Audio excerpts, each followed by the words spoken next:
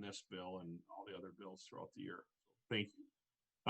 So we have an informal meeting today for our housing working group. Chair Hausman and myself welcome you. We have a whole list of testifiers, and we're going to give everybody 2 minutes. And so when you testify, please announce your first and last name. And then if you represent a company or a group, please identify that. And then I'll say who's up first and then who's on deck. But first, we have Commissioner Hull here with us, so I appreciate her joining us today. And Senator Daines, I see you have a hand up. At what point do you want to entertain questions of the testifiers? You know, I think we'll do it as it comes, because we do have quite a few, and I know some of them have other appointments they have to run off to. So if we can get through 2 or 3 and then ask questions, I think that would be the best, if that's okay with Chair Hausman. Sure. Okay. Thanks, Senator Daines. Thank you. So with that, I think we'll start off with Commissioner, if she's ready to go. With my mute button off and everything. Chairs and members of the working group, if I have my protocol right for in between sessions. I'm Jennifer Ho, I'm the Commissioner at Minnesota Housing. Thank you for the opportunity to talk to you about the evictions moratorium and rent help MN. Really see those things as being hand in hand. And Chair Draheim, do you want me to try to keep this to 2 minutes, or do you want a more fulsome explanation of what's going on? You're on mute, sir. Sorry. Yeah, a couple minutes would be great. You can go a long couple. Okay, thank you. So as many of you know, Rent Help MN is up and running. We got it up and running on April 20th. So far, we have had over 20,000 Minnesotans hit submit on applications. Of course, estimates are anywhere from 50 to 80,000 Minnesotans might be behind on rent. But we are glad to see the steady inflow of applications. I would say we're still in the first wave. We expected a lot of people when we opened, because there hadn't been rental assistance available since we closed our COVID-19 housing assistance program on December 7th. And so we're still seeing them come in a lot. There hasn't been any real slowdown. I'd say they're pretty steady. Last week, we announced that we had completed the testing of the payment systems and had started making payments.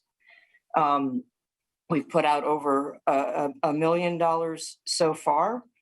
I think the most important thing for folks to understand is that even though it's an online application system, it's not an automated payment. So people touch each application and review it for eligibility, to make sure that we have all the information about the entities to whom payment is due, whether that's utilities or rent or other housing related services. And then the utilities and the owners are also putting their information into the system, where it's important that we understand the entity to be paid, whether they want to get paid by check or a direct deposit, and then make sure that the renter and the entity to be paid agree on the amount past due. So it's a pretty intensive process between submit and approved for payment. Folks, ask, why does it take such a long time? The answer is because we have pretty comprehensive reporting requirements due to the federal government, where we have to be able to confirm that we know who the person is, that we have confirmation of the amounts due, and of course we want to make the right amount of payment to the right entity. But the good news is that the money is flowing. you know, we do have a backlog, and I'll just say that. And if you have been struggling to pay your bills and you have rent due, if you're an owner and you're struggling to pay your own bills, I get the fact that it's not instantaneous is stressful. But we have a partner that is working through these, and I firmly believe that once owners get established in the system, it's that the first one's the hardest. We have noticed that there are some practices that landlords and property managers and property owners are doing that is making it easier for us to start with a complete application, which means that there's less back and forth between the people processing the claims and having to go either to the renter or to the property manager for more information. Setting up computers and scanners and where there are large apartment buildings. Giving your renters a ledger of past due rent so that they have that from you and you both agree on kind of the amounts. Making sure that that your renters know how to identify you in the system when they pick the property and the person to whom a payment is due. And so we're seeing in places where the property manager or the owner and the renter are really working together to line up those documents, that there's less back and forth that we need to do to get from a submitted application to a completed application. So we really encourage folks to take the time and work together to submit a complete application. Obviously, the less back and forth that we need to do, the quicker we'll be able to authorize the payments. I think I want to thank both the House and the Senate for all the work that you did this session, getting bills for the evictions moratorium off-ramp, as it's come to be called, and for the conversations that we've had together to see if we can reach a negotiated agreement. One of the reasons that it's so important to have a clearly defined off-ramp to the evictions moratorium is that both owners and renters alike need to understand what the rules are going to be when the moratorium is lifted. And we need to have enough time to be able to process what we expect to be the high volume of claims that we're seeing in the system. And I have said that with this federal emergency rental assistance money, it's a win-win. When renters can pay their bills and owners can pay their bills, that's the best outcome. If the moratorium were to be lifted prior to our being able to do that and renters just left, I would call that kind of a lose-lose situation, because we do not have permission from the Treasury Department to be able to pay past due rent that doesn't allow somebody to remain in a unit. It's the Congress designed it as a housing stability program. So we can't pay back rent when a person has left. So I consider that the lose-lose situation. The win-win situation is if we have time to be able to pay, help the renter pay their bill and help the owner pay their bill. So now that the program is up and running, and now that we've established that payments are being made, what I need is time. And I know, again, if you're waiting for that check, it's the urgency of the now. I know that renters and owners are both hurting. But the reality is that I've got a very large program that came with some rules, and it's going to just take a little while for us to work through the backlog. So I think, my hope is that we can get a negotiated agreement on the off-ramp, that we can let the people of Minnesota know what the rules are going to be, and that off-ramp give me enough time to be able to get this money out into communities, and that we get that win-win. And I think with that, the other thing I just want to mention, since we have so many allies in the room today, is that we're also noticing that I think people think that ability to request 3 months of forward rent is probably just so unlike how emergency assistance usually works that a lot of people who might be eligible for it aren't asking for it. So not only can we assist you with rent going back, but you can, if you don't have prospects that your economics are changing in the near future, you can request 3 months of forward rent. And of course, that's a good insurance for the owner to know that somebody who hasn't been able to pay rent is going to be able to pay rent going forward. So there's tons and tons and tons of details, but with respect to your time and everybody else that you want to hear from today, I think I'll just stop there and take questions.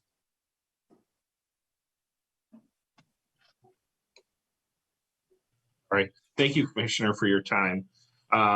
You know, I think we can take this offline, but my understanding was from Treasury that you could pay people who had left the unit if they sign off on that they left. I am waiting to see if one of my staff who have spent all their time with the Treasury guidance can step in and either help me out here on this because that's not our understanding of the issue. And we can take that. I'll follow up on that as soon as my team gets me the specific answer that you're looking for here. Thank you, Commissioner. Senator Dames has been waiting patiently. Senator Dames. Well, thank you, Mr. Chair, and Commissioner Ho. As I understand, there's been about 60 checks sent out in the last 30 days. Could you respond to that question? Chairman and Senator Dames, that was last week's number. And we did testing intentionally on a small batch of checks the week before last, because the most important thing with the last step of the process was just to make sure that we got the right amount to the right account or cut the checks. But we've been issuing authorizations to pay to our bank every day, and it's over $1 million as of this morning, with I think 2 more batches authorized yet today. So it's a bigger number than that. It's not huge yet, but it's a bigger number than that. That was I think that was last Wednesday's number. Follow up, Mr. Chair. Senator Dames. Commissioner Ho, at what point are you going to be able to get this set up so that these folks are getting these checks so that they can be paying the landlords? You know, we're losing landlords and we're losing low-income housing. It's being sold in the open market. And so at what point are we going to take this serious and start getting these checks out? I understand you're working hard to do it, but maybe we're going to have to get something changed and do something different to make this happen. So you say you sent out, you know, $1 million or something like that. What is the total that you have to send out? Commissioner. Chairman and Senator Dames, the total that's available to the state, I'm doing math in my head real quick, is over $500 million. We expect to have the money well into next year. And so it's something that we expect is going to have a long tail, and we expected to have a large influx of applications when we opened, and that's exactly what's happening as people hear about it. And I knew that it was going to take a while for us to get through the first wave of applications, and I'm still in the middle of the first wave. The reason that it takes a while is because, first of all, most of the applications that are being processed require some back and forth with either the renter, the owner, or both, or in some instances also with a utility company. So there's some back and forth. So a completed application is different than a submitted application. And if it takes us a while to get back to the renter or to hear back from the owner, that adds time to the process. And we need to check all the boxes that the federal government is requiring us to check, because there's going to be a lot of compliance and audit and reporting on this. And so I know that everybody wished it was faster, but it wasn't really designed to be instantaneous. It was really designed to make sure that we did all the verifications to make sure that we could justify payment accuracy. So I know Minnesotans are hurting, whether you're the owner or the renter. The good news is it's a very large investment by the federal government. And the reality is it's just going to take some time to work through what people have submitted to be able to authorize payment. Thank you, Commissioner. Senator Dames, any follow-up? like he's good. Representative Howard. Sorry about that, Mr. Chair. Yes, I do have a follow-up. Okay, Senator Dames. Just a comment, Ms. Ho or Commissioner Ho, is it's my understanding that the language on the eviction off-ramp legislation that in the negotiations, you plan on using that language, or you plan using the negotiations in order to try to get some other things that the department has wanted for some time. I don't know if that's true or not, but I'm just going to make the comment. If it is true, shame on you. We have people out there, as you just agreed to, that are really hurting, and we know they're hurting. And I don't think we're doing what we could be doing to help those people. But if we're going to now use those people that can't pay their rent and those that are losing the homes back to the banks because the tenants aren't paying them rent and they're losing their homes, and you're going to use that as a bargaining tool, please think about that and what message you're really sending as the leader of that organization. I'll leave it at that. Thank you, Representative Howard. Thanks, Senator. I have a question for Holt, but just a quick response to Senator Dames and maybe just a question for us as a group. It might be worthwhile to go over the language of the latest House and Senate positions on the eviction moratorium. The comments by Senator Dames are just incorrect, as has been the discussion. There's no permanent policy change in the House offer. There hasn't been for weeks and months and several offers, and it feels like that just keeps coming up for the Senate. And so just to make sure that there's shared understanding, it might be a good idea to walk through just the stances of each body, and that's why this public hearing provides that good opportunity and why the House posted its language of the third offer we've made. So just a suggestion there for how we might want to proceed. But my question for Commissioner Ho, you know, the Minnesota Housing hasn't been in the housing assistance business before last year and then this year, but that's been a new big endeavor. Thank you to the agency for working to get the first $100 million out the door last year of COVID assistance in about 100 days. Could you speak to kind of the changes in terms of, as I understand, the federal government has added additional parameters around this next wave of housing assistance that might affect sort of the timeline pieces, whereas the $100 million that was out the door perhaps a little quicker a year ago, that might not be the case this year. And is that because of additional federal requirements? Commissioner? Chairman and Representative Howard, thank you for the question. I think that if you were a renter or a landlord who applied for COVID-19 housing assistance, I don't think you would have characterized that as being fast either. So I would let the compliment pass, but I just think it's not accurate, and it's just it took time. And one of the things that we did differently with Rent Help MN is we built a bigger back end to be able to handle the processing. Knowing that it was going to be huge, it was going to last longer, and knowing that we would have such high volume.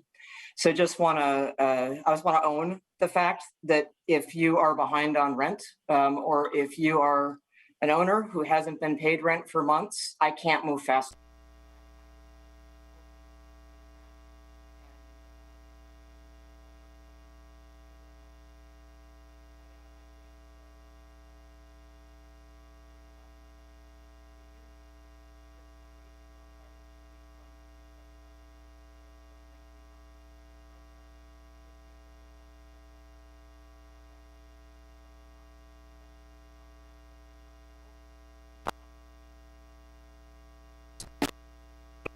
The Congress in December passed the emergency rental assistance money, and it was signed by the last president in the middle of presidential transition. And so the last Treasury Department wrote guidance, and then when the new Treasury Department came in, they said, hold a minute, we're going to revisit the guidance. So we actually had the program launched 59 days from when the new Treasury Department issued its guidance for the program. That guidance really sets the rules. for especially some of the documentation, eligibility documentation. And Chair Draheim, I was able to confirm that a tenant needs to confirm that it's the place that they are currently lives. They can't say it's a place they used to live to be eligible for the assistance. And we've talked to Treasury straight out about this, and they have not put in writing permission to pay an owner or help a previous renter clear a past due payment, even though that would help the owner and would, frankly, help the renter probably with their ability to get into the next unit. But we've explicitly asked for that from the Treasury, and the Treasury has not provided it. They say it's a housing stability program, and it's meant to help people stay in the unit that they have. So I just wanted to make sure I got that information in. I'm feeling, Representative Howard, like there's something I've missed in your question, because I've now tried to tackle 3 things at once, and that's beyond me. Thank you, Commissioner. Representative Howard, you have a follow-up? I don't have a follow-up question. That did actually cover it quite well, Commissioner. Just a quick comment. I think it makes sense to have this discussion, and I think everyone is after trying to get money into the hands of renters and landlords as fast as we can. That's a pretty uniform goal.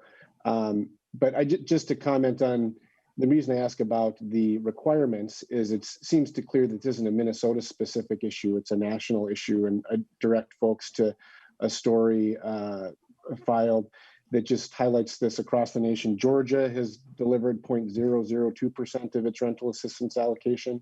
California thus far has only delivered $1 million.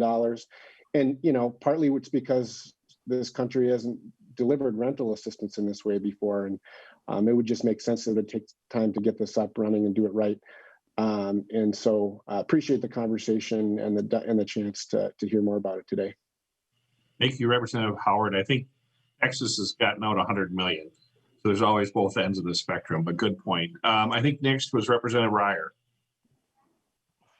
Thank you, Senator Draheim. Thank you, Commissioner Ho, for the work that your group has done. I wanted to just bring the perspective of what it takes to stand up a program like this from my background in leading large tech projects, to go from the beginning of a project through delivery. They've really been following, in my view, best practices, particularly in the care taken in testing. If you work around those types of projects very much, you'll find that often testing gets the short end of the stick and the project pays. And I just want to acknowledge that the work has been done in a way that I think brings us a good result, and sometimes a little more time, painful though it is. And I'm not minimizing that at all for the landlords and the tenants. But if the money were going out incorrectly, they would be much unhappier in the long run.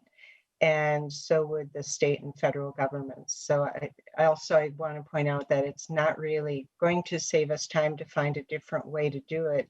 If we switch gears now, right when we're about to hit the acceleration point, we'll be starting over again. And I don't think we can win from that. So I just wanted to offer those reflections. And Commissioner Ho, if you have any comment, that would be welcome. Thank you, Representative. Commissioner, any quick comments on that? Chair Draheim and Representative Ryer, I will say that people who manage large IT projects had heartburn. We had 4 days to test the front end to get it open, which they would say was probably about 4 months too little for something of this size. We were really trying to manage speed because we just know how badly this money is needed. And so that's why we got the front end open for applications, and then, have kind of been testing the back end. Some people would say that was the wrong way to do it, but they're the same people who wish I had gotten it up and running a month earlier, and I can't do both. And so I appreciate that perspective. We are moving outside the speed of government. I can promise you that we are doing things at a speed that until the COVID-19 housing assistance program, we had never moved this fast before. It just seems to be the new speed of stimulus and COVID recovery. Thank you, Commissioner. Senator Pratt, I believe you're up next. Thank you, Mr. Chair. And you know, I'll defer to you if this is the right time for this question or not. Commissioner Ho, I appreciated your personal involvement in an issue where a landlord and a tenant weren't working together, and it was the tenant that was unresponsive. And as you talked about the need for both of them to work together, that just, that scenario popped in my mind again. Now that we've got resources available, we're expecting the two to work together. I'm just going to be blunt. From my perspective, the eviction moratorium and the problem we're facing now is created by the governor. And we have an off-ramp plan that passed the Senate with strong bipartisan support. Where are we at, and what's the holdup? And as we start to move, we have more help wanted signs in windows today than we had at the height of the employment boom. We're having a hard time finding people to get back to work. What's it going to take to wind this down? We've got to get back to normal sooner than later. And with the resources available through rent help and the other resources that you mentioned and the number of jobs out there, I think we need to put this on the front burner. Commissioner? Chair Draheim and Senator Pratt, it is on the front burner, but I know that if you're a Minnesotan who's waiting to get your bills paid or you've been owed rent for months, I just can't move fast enough. I totally understand that. We're working as fast as I can, and I wish I had a way to make this program work faster. I think the governor's office and we at Minnesota Housing are looking forward to the House and the Senate negotiating an agreement on the evictions moratorium. The governor and we have said that a negotiated agreement between the House and the Senate is the best deal and the best way to proceed. The governor would like to see the legislature act on this. Personally, I kind of hoped that we would get it done in the regular session. And now we have this prolonged period till the special session. So it's almost like we have 20 days left of a special session that hasn't started yet. And I think that if we just got those negotiations going, we could get a deal. If you do the side by side, I think the House has adopted the Senate's framework and suggested some changes, and I think a deal can be done. And I just think we don't have to wait till midnight on the 13th to do it. Renters and owners alike want to know what the rules are. If the off ramp is too short, I am not going to have enough time to move over $500 million out in the world. And so it seems like the win-win is to have enough time to be able to expend this extraordinary amount of money. To put it in perspective, Minnesota Housing Finance Agency moved $1.6 billion total last year, and this is over $500 million more. So it's a 1/3 our size increased lift. It's got a degree of difficulty put on it by the Congress and the Treasury, but we know the need is out there, and and we're seeing what happens when renters and owners work together for a completed application. So I think deciding on the timeline and letting people know what it is the right way to accomplish that, and we're ready to support the House and Senate in a negotiated agreement. Thank you. Commissioner, how much time do you think you need to get out that $500 million?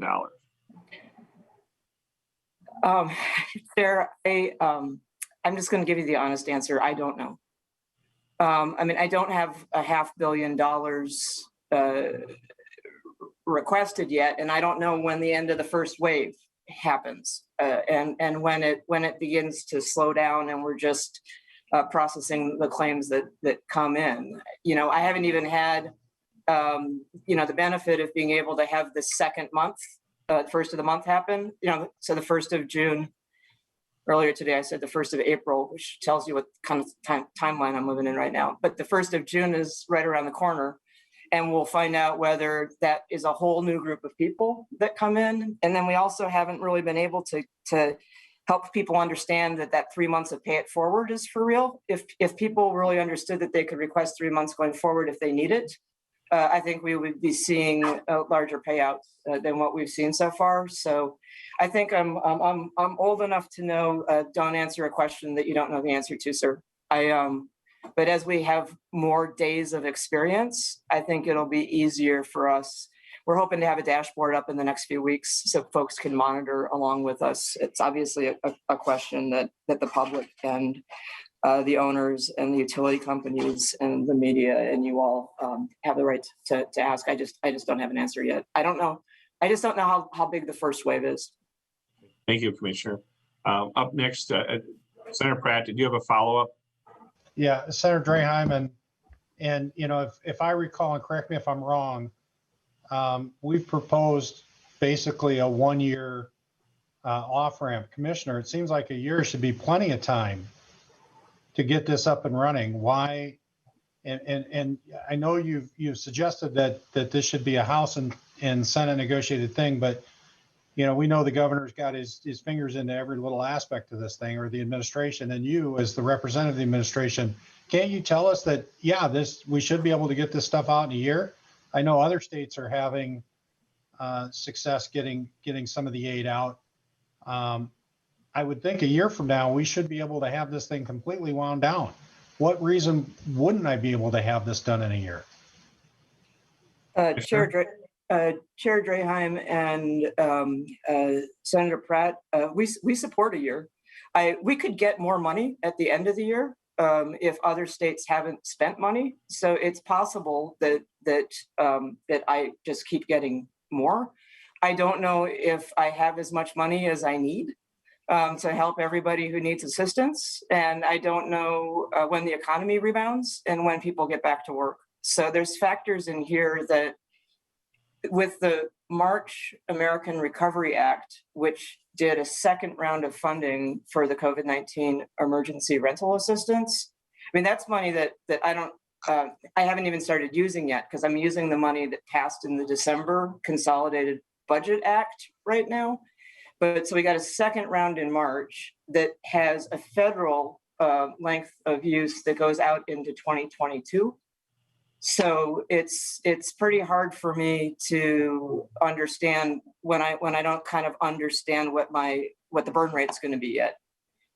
We're still on the on the incoming side of that, as opposed to we think that the applications have slowed down, and now what we're mainly doing is just getting them processed. So I think it's just too soon for me to say, but I think a year. I think the program is available until all the funds are expended into 2022.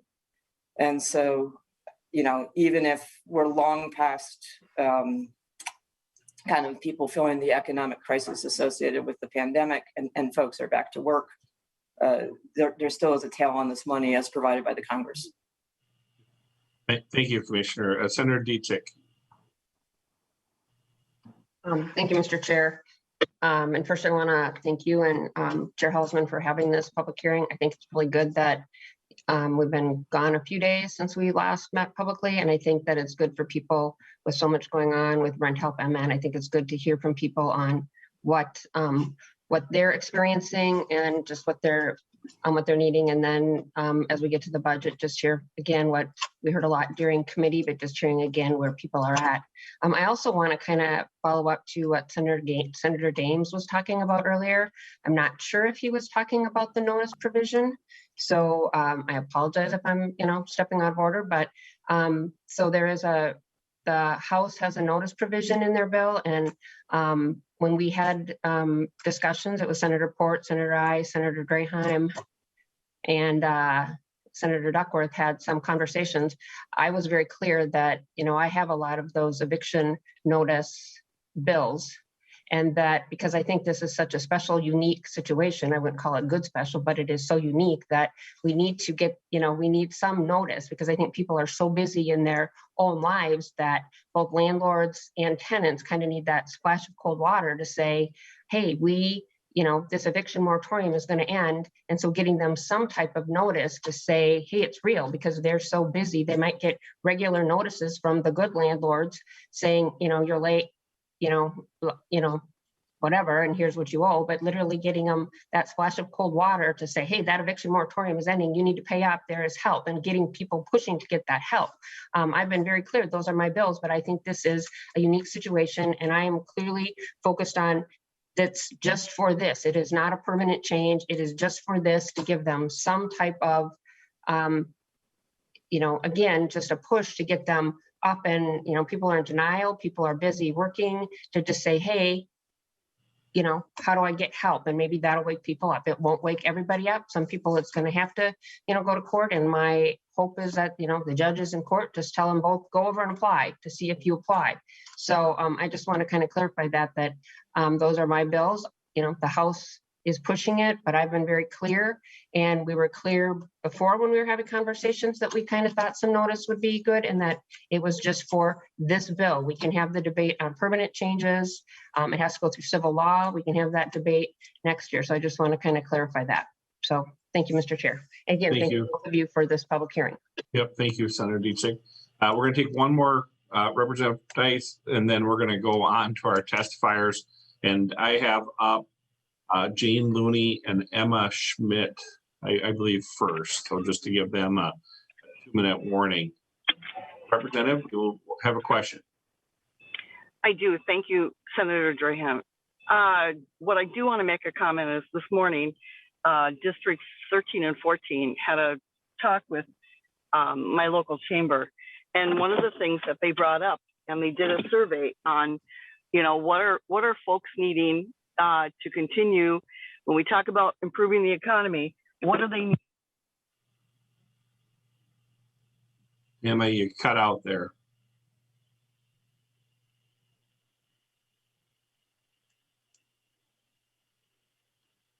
I think we're going to have to move on.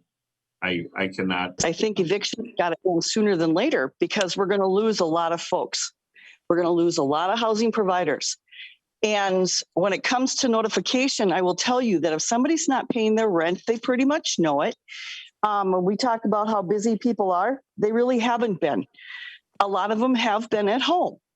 They haven't been out working. They've taken that opportunity to stay safe and stay at home. But they do know that they owe rent. And I will tell you, as a landlord, that you talk to people and you prepare them for things. I also know, talking to housing providers, that folks are not applying for help. And the housing provider can't do anything about it. They're pretty much out. We've got to make sure that we are changing this rhetoric that housing providers are such bad people and they're out to get you.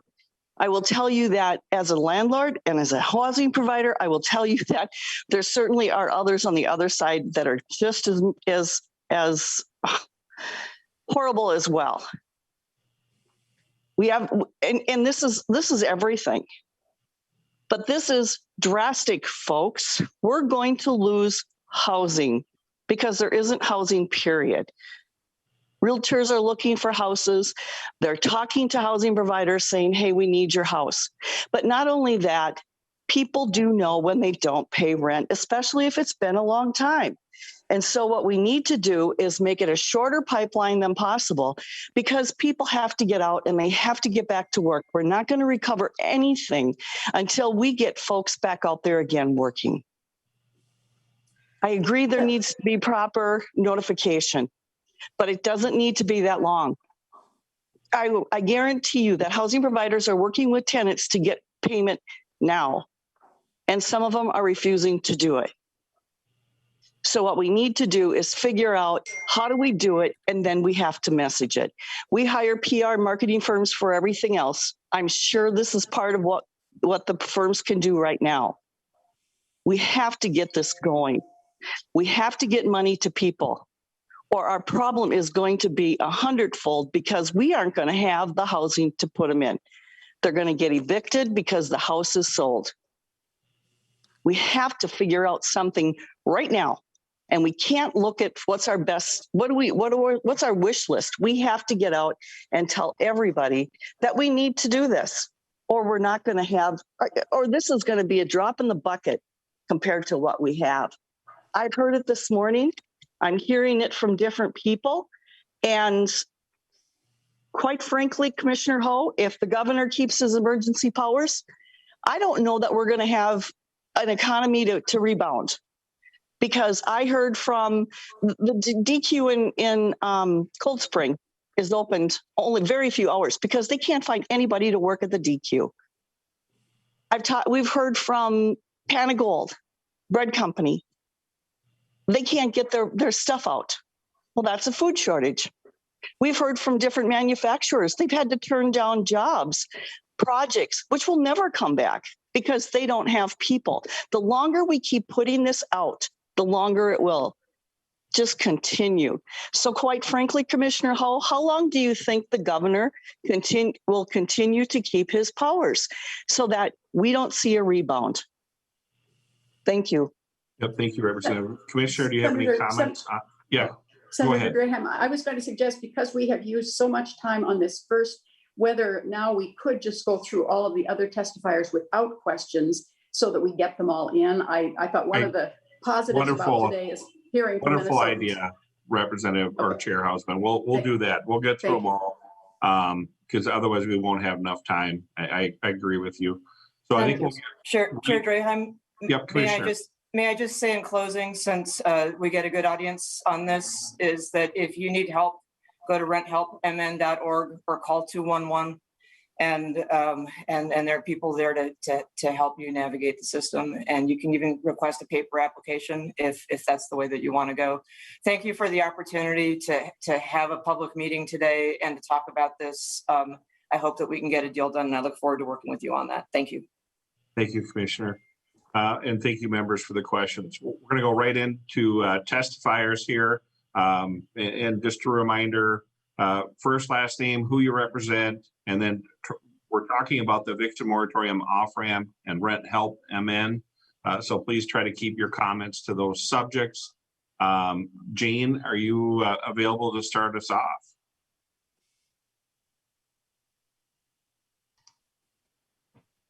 Hi, I'm Jane Loney. I'm with Kleiman Realty.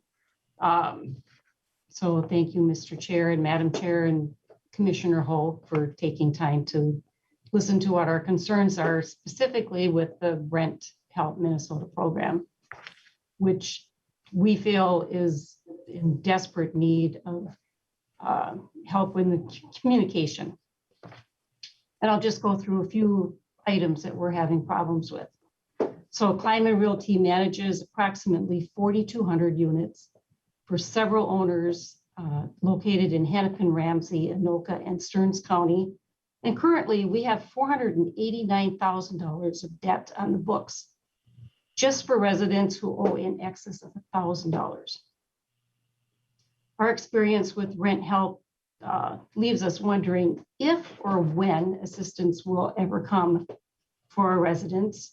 The end of April, we logged into the program and entered all of our properties, went ahead and started the application process for all of our residents who owed $1,000 or more.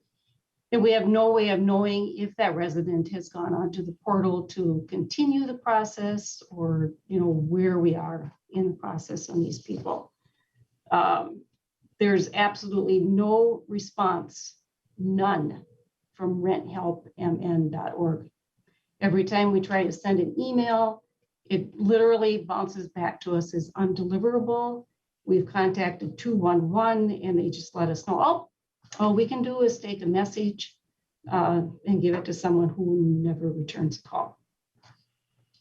When this process started in March, I believe, we sent information, the get ready information, to all of our residents, telling them that help is on the way.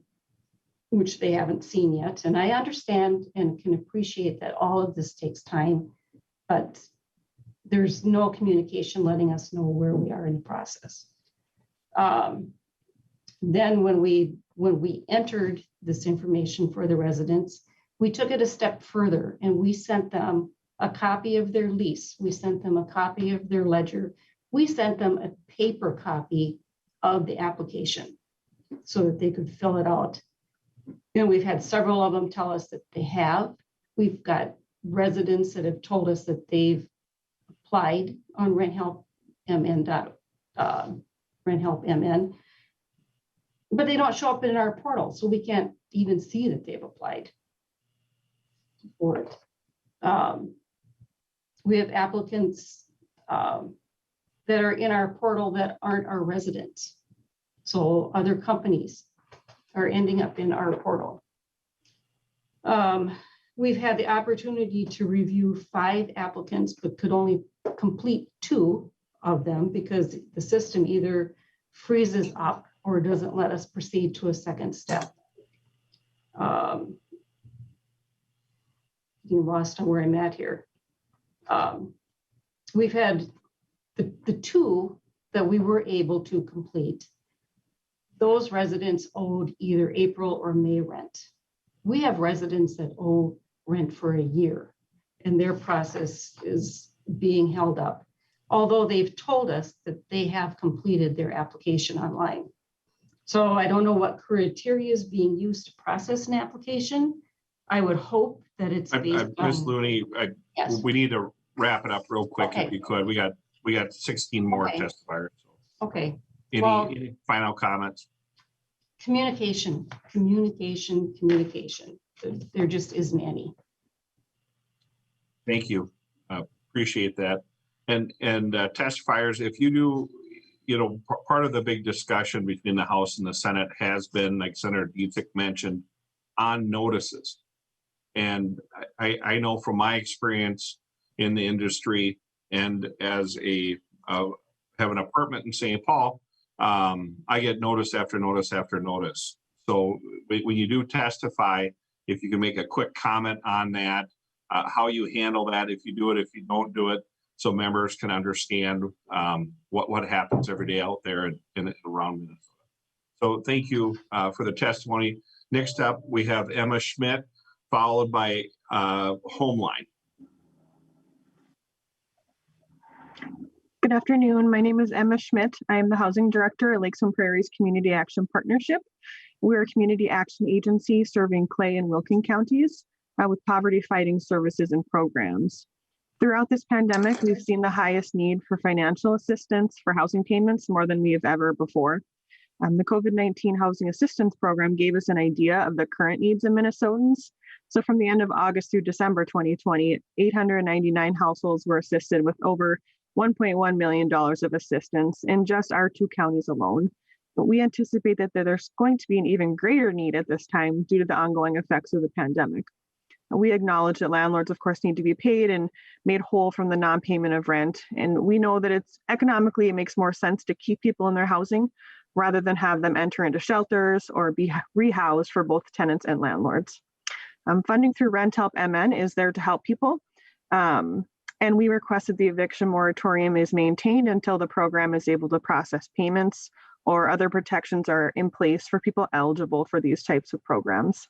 And it's just that it's vital to have a planful off-ramp for the eviction moratorium to avoid mass evictions for the lowest income renters in Minnesota. Thank you for your time. Thank you for your testimony. Next up, we have Homeline, followed by Mid-Minnesota Legal Aid. Thank you. Thanks for the opportunity to testify. I'm Eric Hauge, Executive Director of Homeline, a statewide legal nonprofit for renters. We've advised over 6,000 households on COVID-related housing issues this last year.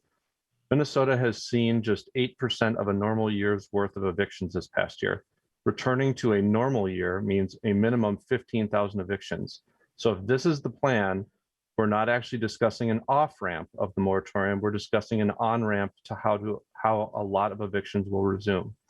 But these evictions can be prevented with over $500 million in assistance. However, rushing it will harm tenants and landlords as well, since an eviction means the landlord gets possession, but will not be eligible for rental assistance for the displaced tenant.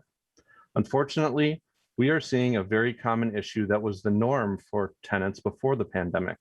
Many financial aid programs do not provide assistance timely enough to prevent displacement. The focus of this work group cannot be on when more evictions begin, but rather when assistance can be easily secured to keep renters housed. Some say there won't be a rush to the courthouse with this process. We want to believe that, but without meaningful guardrails, it's wishful thinking.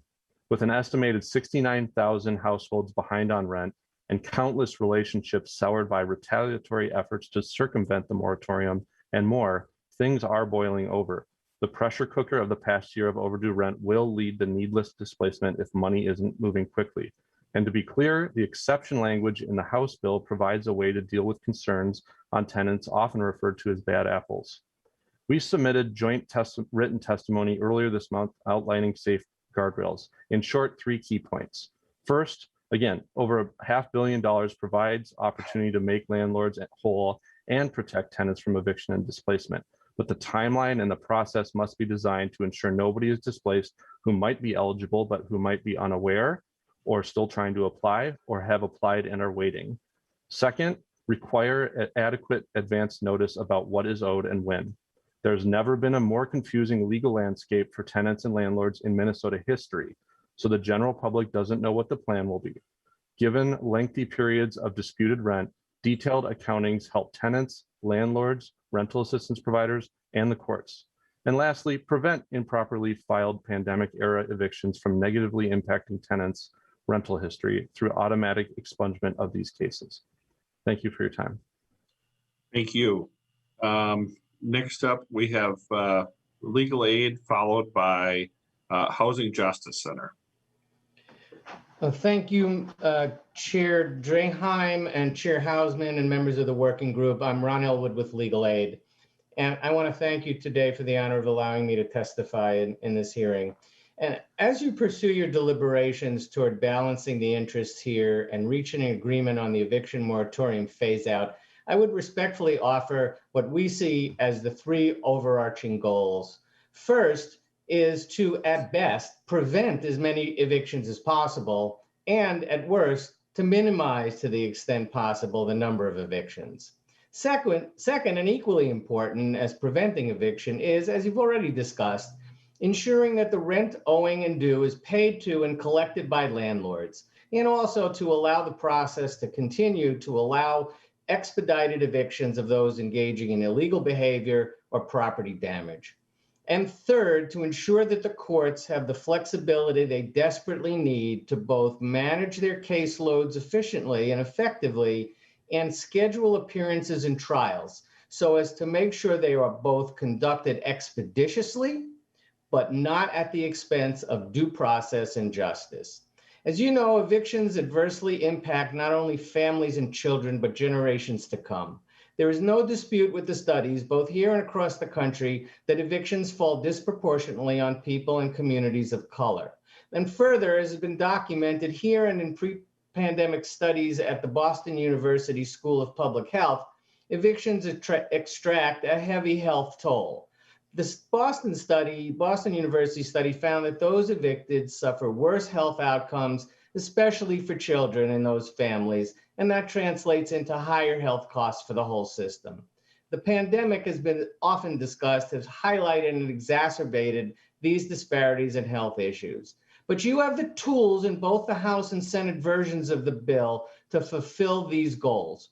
And I would like to highlight in my little time just a few of the issues and strongly urge the following to be included in your final agreement. First, we strongly support the provision in the Senate bill that would provide prohibit eviction for tenants who have applied for rental assistance, and urge that rental assistance be defined broadly to include not only federal funds, but also existing rental assistance available through the state, the county, or city. Secondly, we strongly urge you to include a pre-eviction notice. Legal Aid recently conducted a legal research into pre-eviction notices across the country. That research is summarized in our May 12th letter to the committee. But here's what we found. Now, In fact, 48 states have some form of pre-eviction notice for either non-payment or breach or both, and they range from 3 to 30 days. Only Minnesota and West Virginia currently have none whatsoever. But more salient is that in our discussions with housing authorities and community development organizations, these things Can you were- wrap it up, please? I'll let Yes, you I go an will. extra minute, but Mr. it's Chair. time to wrap it up. Thank you, Mr. Chair. So these notices provide ample time and provide informational resources for folks to come together. And finally, we can't emphasize enough the need to give courts the flexibility in managing their caseloads. Thank you very much. Thank you. Next up, we have the Housing Justice Center, followed by Essence Property Management. Thank you, Chair and members of the working group. My name is Shana Temenis. I'm an attorney and Equal Justice Works Fellow at the Housing Justice Center. The Housing Justice Center is a statewide nonprofit public interest advocacy and legal organization whose primary mission is to preserve and expand affordable housing for low-income individuals and families. In my role, I volunteered both during the first emergency rental assistance program and then now during the Minnesota Rent Help M, and I contract with Minnesota Housing to help provide support for renters navigating the program statewide through phone help and then also in-person pop-up clinics. I personally answered over 1,000 calls on this program. I primarily work with greater Minnesotans, elderly Minnesotans, and those that are the first time accessing a government assistance program. Historically, what I wanted to talk about today is that during the last program, it took about 4 months for a family that was highly motivated and landlords that were highly motivated to get the money. And those people, and while this program, definitely there are people working really hard to make it faster, I am just worried about the realities of the people in Minnesota. This program just opened up on April 20th, and very little money has gone out the door, as you've heard today. And, you know, it's very difficult to navigate for renters. It's very difficult to navigate for landlords. And therefore, any off-ramp plan needs to incorporate the realities of today, not what we think it should be, not the moral failings of what's happened so far, but what is happening today for people who need these resources, both the people in the housing and the people trying to pay the mortgage. Rent Help MN is a great opportunity to make landlords whole and to stabilize families across the state. If there's not an orderly off-ramp, this will be a huge missed opportunity, both for renters who will be displaced in our communities across the state, and also for landlords who will become ineligible for this Rent Help MN.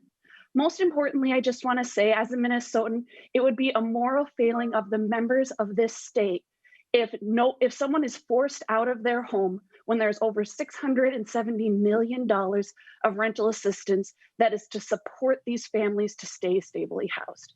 Thank you. Thank you. Next up, Lisa Marvin, followed by Sean Clow.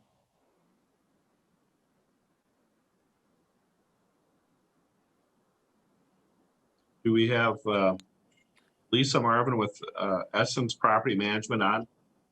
Lisa is on mute. You're on mute, Lisa. Okay, thanks, Joel.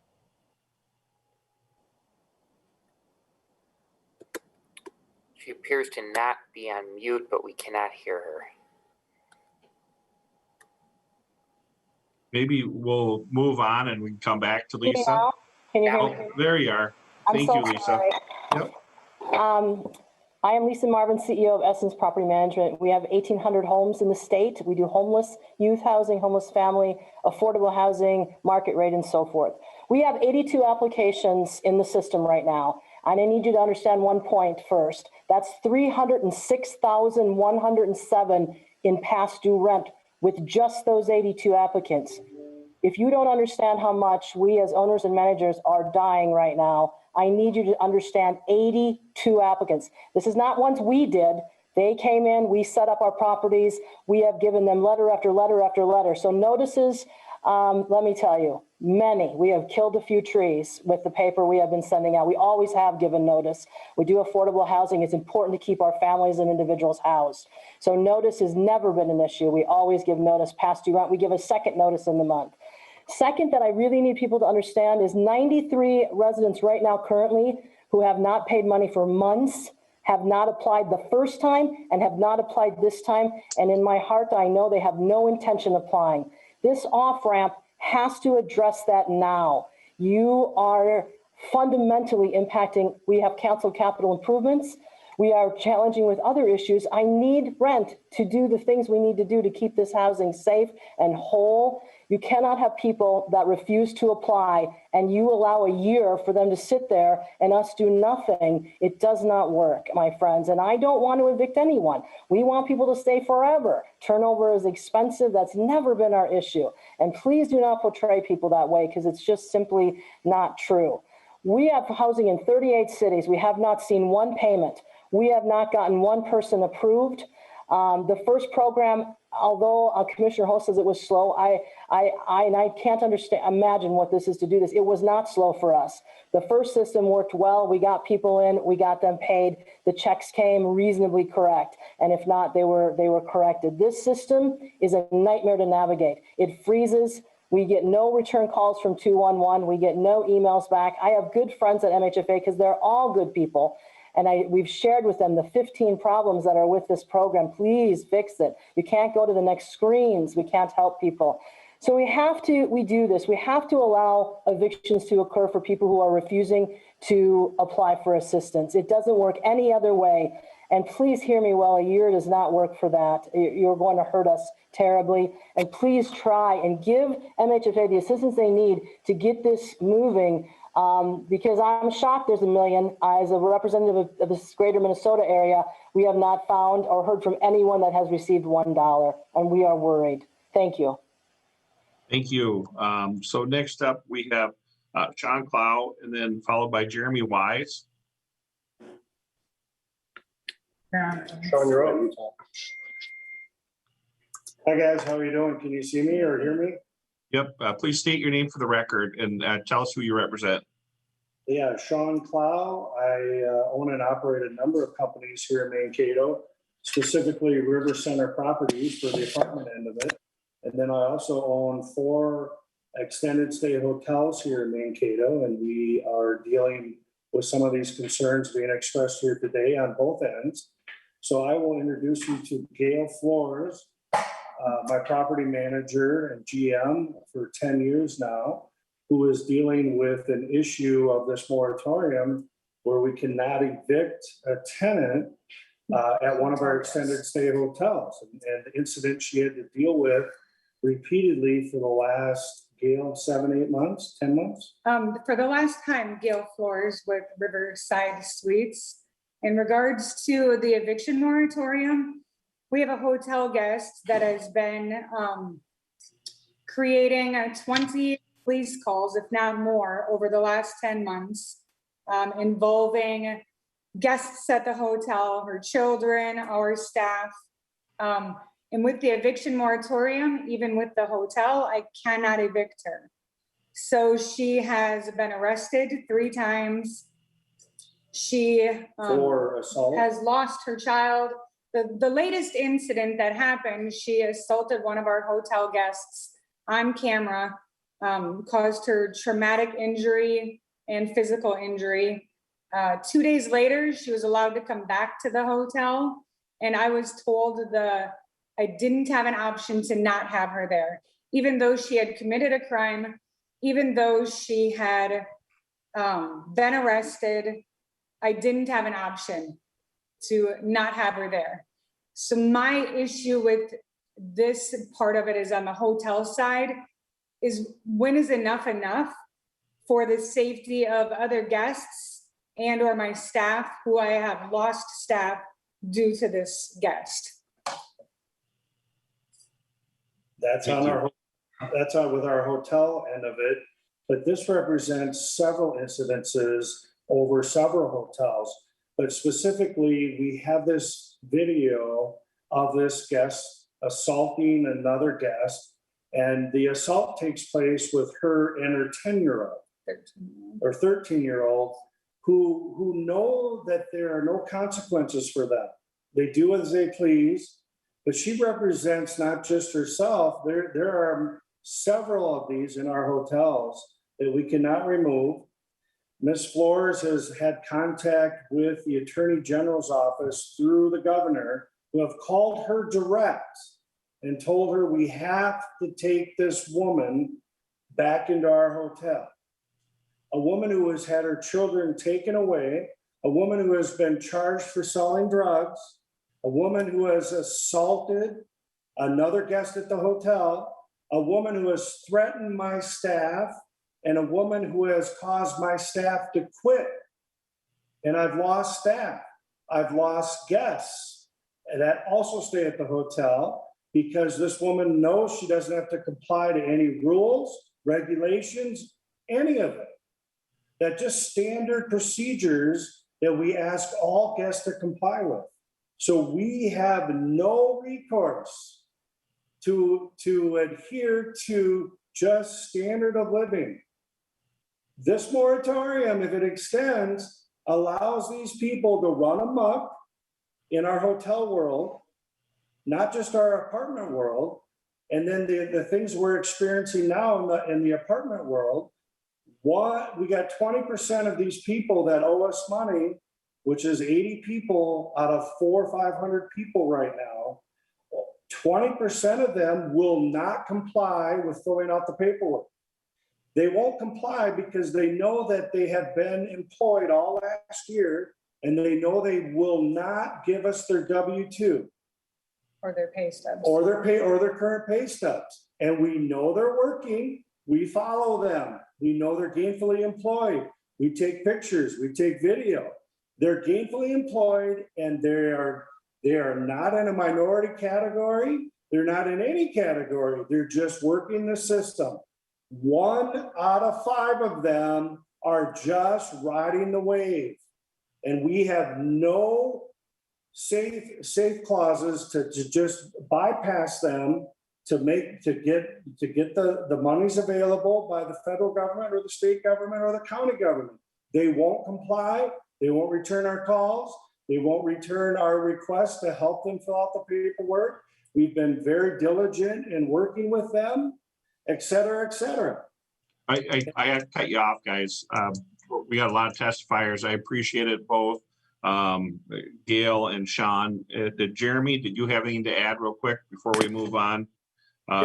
My name is Jeremy Wise. I represent Wise and Redstone here in Mankato. I just would like to make the point that a lot of investors or a lot of landlords are mom and pop. They don't have a lot of money. And so what's being done here by taking the enforcement mechanism out of the lease, you have a contract, a business relationship where 2 parties can enter into it willfully, but only 1 party can exit. And the other has to just sit there and grin and bear it no matter what the abuse, no matter what the breaking of the contract. And I've experienced this personally. I know other people in housing that have experienced this. And as a result, the standard for application has gone up considerably. Because I can't take a risk. I'm the guy that people used to give a number to when they said, hey, you need a chance. You have, a little thing on your record you can talk about. And as long as you're gainfully employed, sane, and you want to live your life, that's been the mantra. But it's not so much anymore. I can't take exceptions because I can't take that risk because I can't exit the contract. Now, if there's money coming in, 670 million sitting there in escrow or wherever it sits, let's start to get it out, start to roll it out. But if you extend the release of it, it's just, as Sean said, people are going to play the game. And that's what's happening now. I had people that were ill affected by COVID. I worked with them, but that really only took about 2-3 months to work through the system. And ever since then, it's just been the bad actors that are gaming the system and taking advantage. There should be a 30 to 60 day rollout of this thing. Believe me, people know when they haven't paid their rent. And they will not be surprised when the enforcement mechanism gets put in place. They will conform. Thank you. Yep, thank you, Jeremy. Next up, we have Ariana Anderson, followed by the African Career Education and Resource Center. Good afternoon. I'm calling with Renters United for Justice. I live in the McKinley area. My name is Ariana Anderson, and I go by the pronoun she, her. Excuse me. The bottom line is we need more time. Minnesota residents need more time before an eviction is put into place. We need time to find proper employment. We need time to find a safe and affordable childcare. Because as you know, once the eviction is put into place and then eviction is on our record, it's almost impossible to find housing in Minnesota. Prior to the pandemic, many years ago, I was evicted and I had a really hard time finding housing. To this day, I struggle finding decent housing. In fact, at the beginning of the pandemic, March, my spouse, his base was shut down and we were unable to do anything for our family, the basic necessities, let alone pay the rent. And had there not been something put in place for residents, we would have been evicted. He's back working. We're able to pay our rent now. We're honest people. We're hardworking, honest American family that wants to pay our rent. People want to pay their rent. We don't want to not pay our rent. I think it's important that landlords know that most people, I know about the program, but a lot of people don't know about the program. A lot of people are so stressed and filled with anxiety that they just shut down. They're dealing with depression. They don't know that this is out there. So maybe you guys can get this out to your tenants so that they can apply for this, and that you have to give them time. You have to give them time to be approved and let the paperwork do what it has to do to go through the system so people can have a chance to pay you guys and find, like I said, find employment, find safe and affordable childcare. And that's it. Thank you for this opportunity. Thank you. Next up, we have the African Career Education and Resource Center, followed by Urban. Hi, thank you, Chairman and Working Group. Hi, my name is Fatima Mohammed. I am the housing organizer at African Career Education and Resource. As someone who works with the people most impacted by the pandemic, I have witnessed the pandemic destabilize the lives of Minnesotans.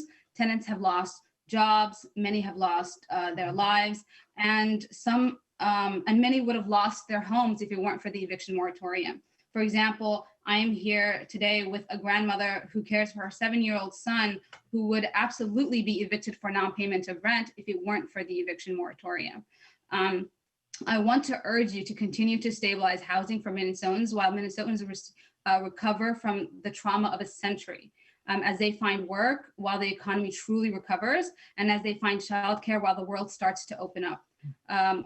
We have to be gathering the perspectives of tenants to make sure we aren't creating an abrupt eviction moratorium. I am here with Noble. Noble, do you have anything to say? Yeah. My name is Noble Washoe, and I wanted to I applied for rental assistance, and I have a 7-year-old son. I had 2 jobs I was doing. I can keep out because I got to take care of him, and no child care, nowhere to care. When they have small cold, then the cobra, you're not bringing him. So I got kicked out of my job that I was supposed to retire on, and he going homeschool. So it was tough. So I went back on my rent. Then I decided to say, I said, let me just go and apply to help. That time, when it first came, I didn't want to do it, but I said, otherwise, I would be when they brought the paper to me, I never do the before, but the 2 years is so hard. So I go, I apply to, then I'm waiting. I told her I apply so they can help me. And then she said, no, if you don't pay, you are in court right now. My court letter in the room there. I said, I beg you, I never go to court before saying my husband died.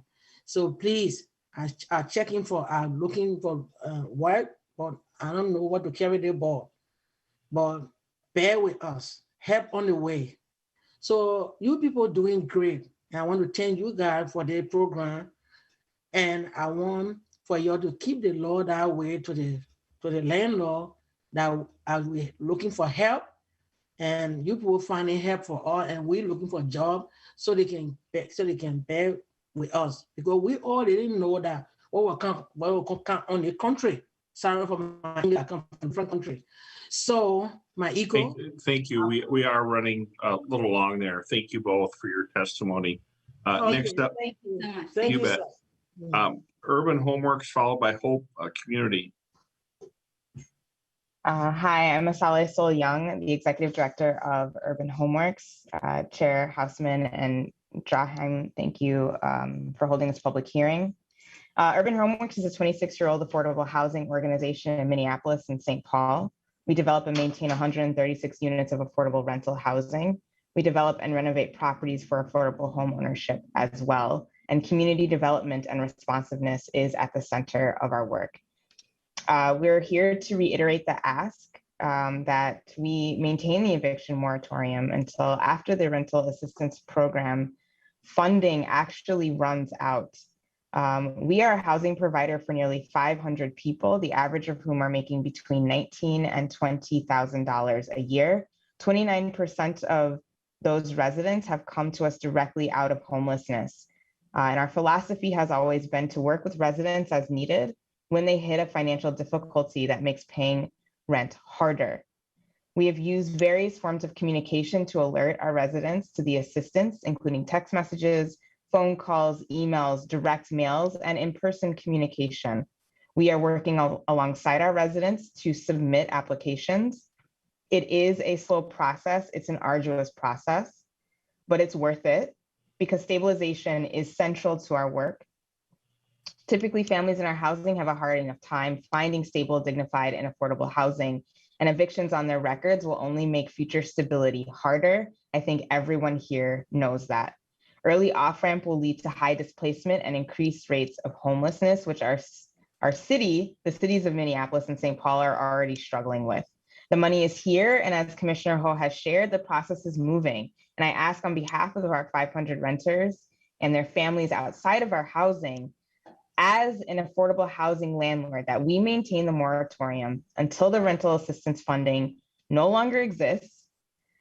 Through this funding, the state can ensure landlords have consistent rental income.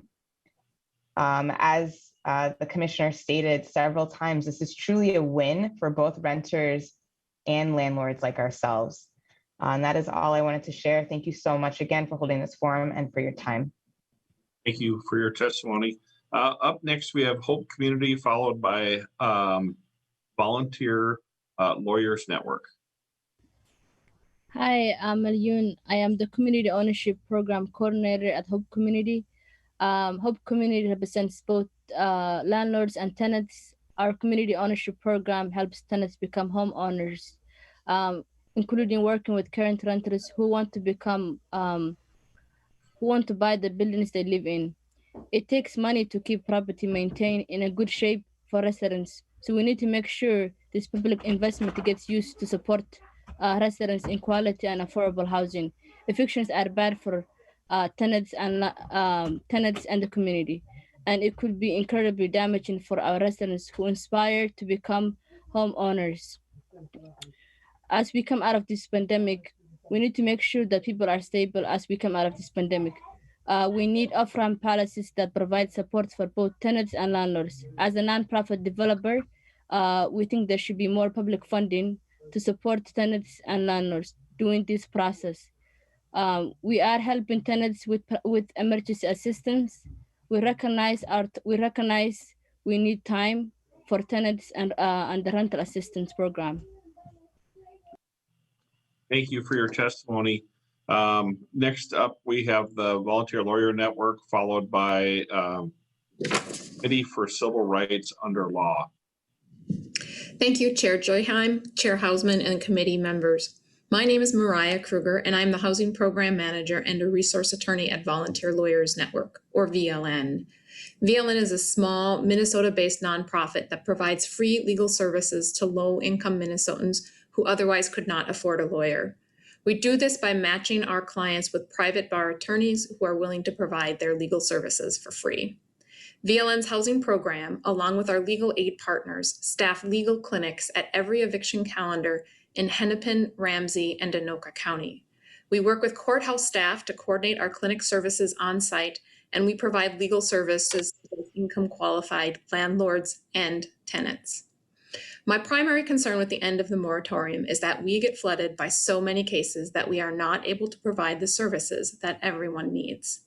No one benefits from a messy and chaotic process that would be created if too many eviction cases are allowed to proceed at the same time.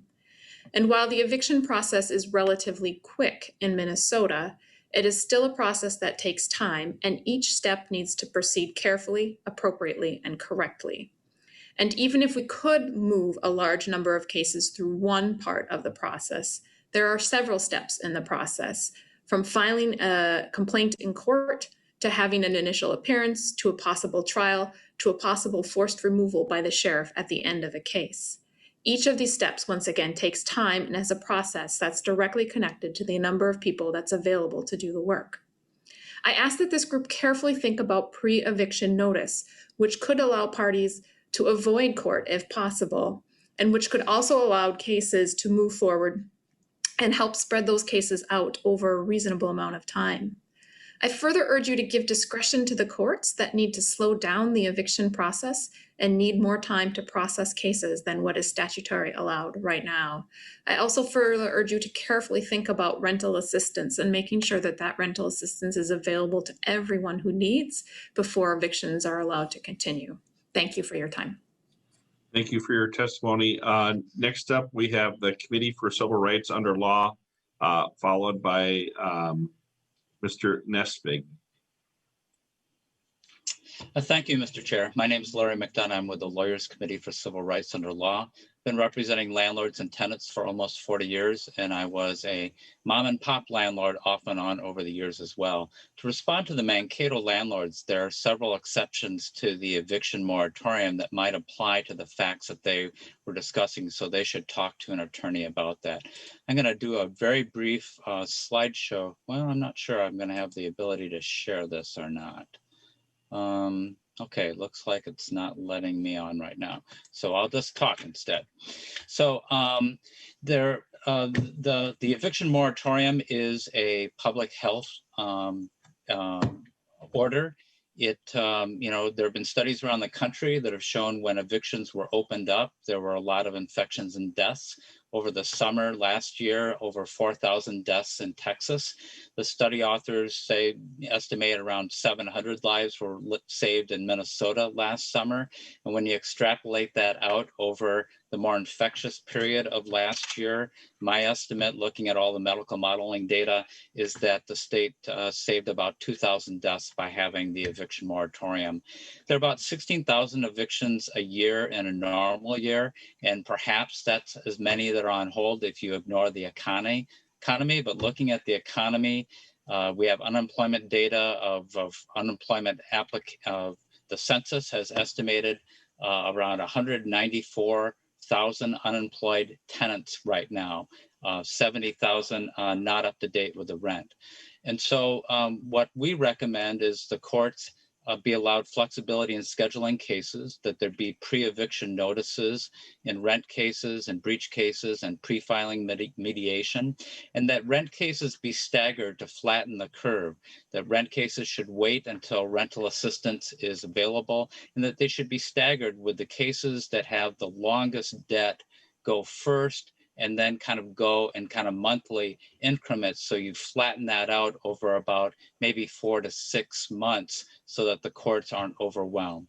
Thank you very much for your time. Thank you. Mr. Nesvig is next, followed by, I believe it's Robke.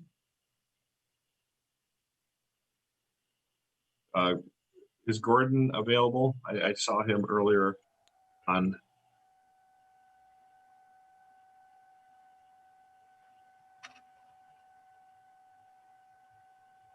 Mr. Nesvig, we can't see you or hear you. There you are. We cannot hear you, sir.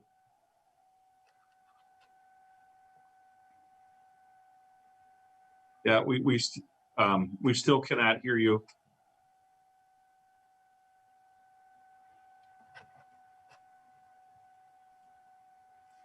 Yeah, I'm sorry. We'll come back to you, sir. We cannot hear you. So we'll go to Alan Robke. I hope I'm saying that right. Yes, Mr. Chairman. Can you see me and hear me, first of all? We can hear you, but I cannot see you. Okay. Which is fine. Yeah. What I want to be as the face of eviction for Minnesota the people of Minnesota can see what a typical renter is facing here. I also received state income help last year, rental help last year, which was a breeze. I applied for the present one from Commissioner Ho. The day after it was out. It's been a month. I haven't heard anything. My landlady hasn't heard anything. And I've got a bunch of video on the issues I have faced with a challenging landlord here in Alexandria, Minnesota, that I want to put a 28-minute program on the Minnesota channel. So all citizens of Minnesota can see what we're facing. I'm for sound policy, but unless the citizens can see it, we spend about $3 million a year to keep public TV out there. I want to see that this 28-minute video is there to show people the issues that I face and other renters face. The other thing I want you to see the committee does, we get a uniform statewide inspection service following the Bemidji program. And so it comes automatically protection for renters and landlords, just like the building permit process comes. And I want you to remember that these landlords have received at least a 10% increase in the value of their property. In the cases where I live, that's $100,000. And I want to show the people of Minnesota a better way to increase housing.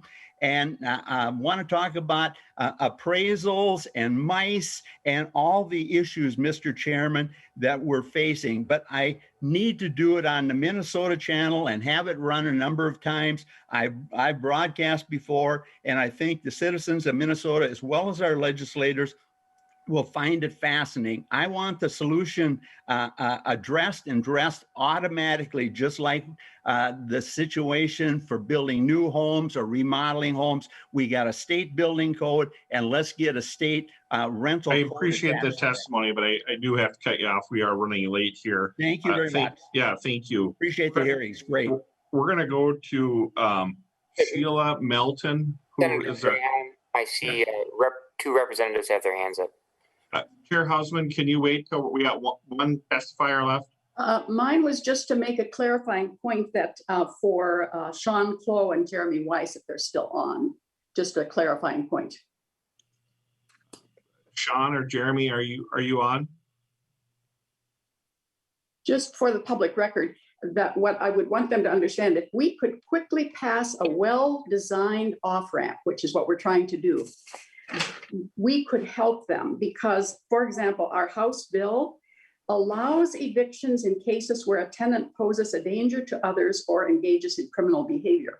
So they should want a well-designed off-ramp that provides that protection. I think that was something that they perhaps did not understand. Yeah, and our Senate bill does the same thing, and actually the revised executive order allows that. Unfortunately, our court systems aren't recognizing that. But we'll go to Sheila Melton with Heartland Realty. Yes. Thank you for allowing me to join this meeting today on short notice.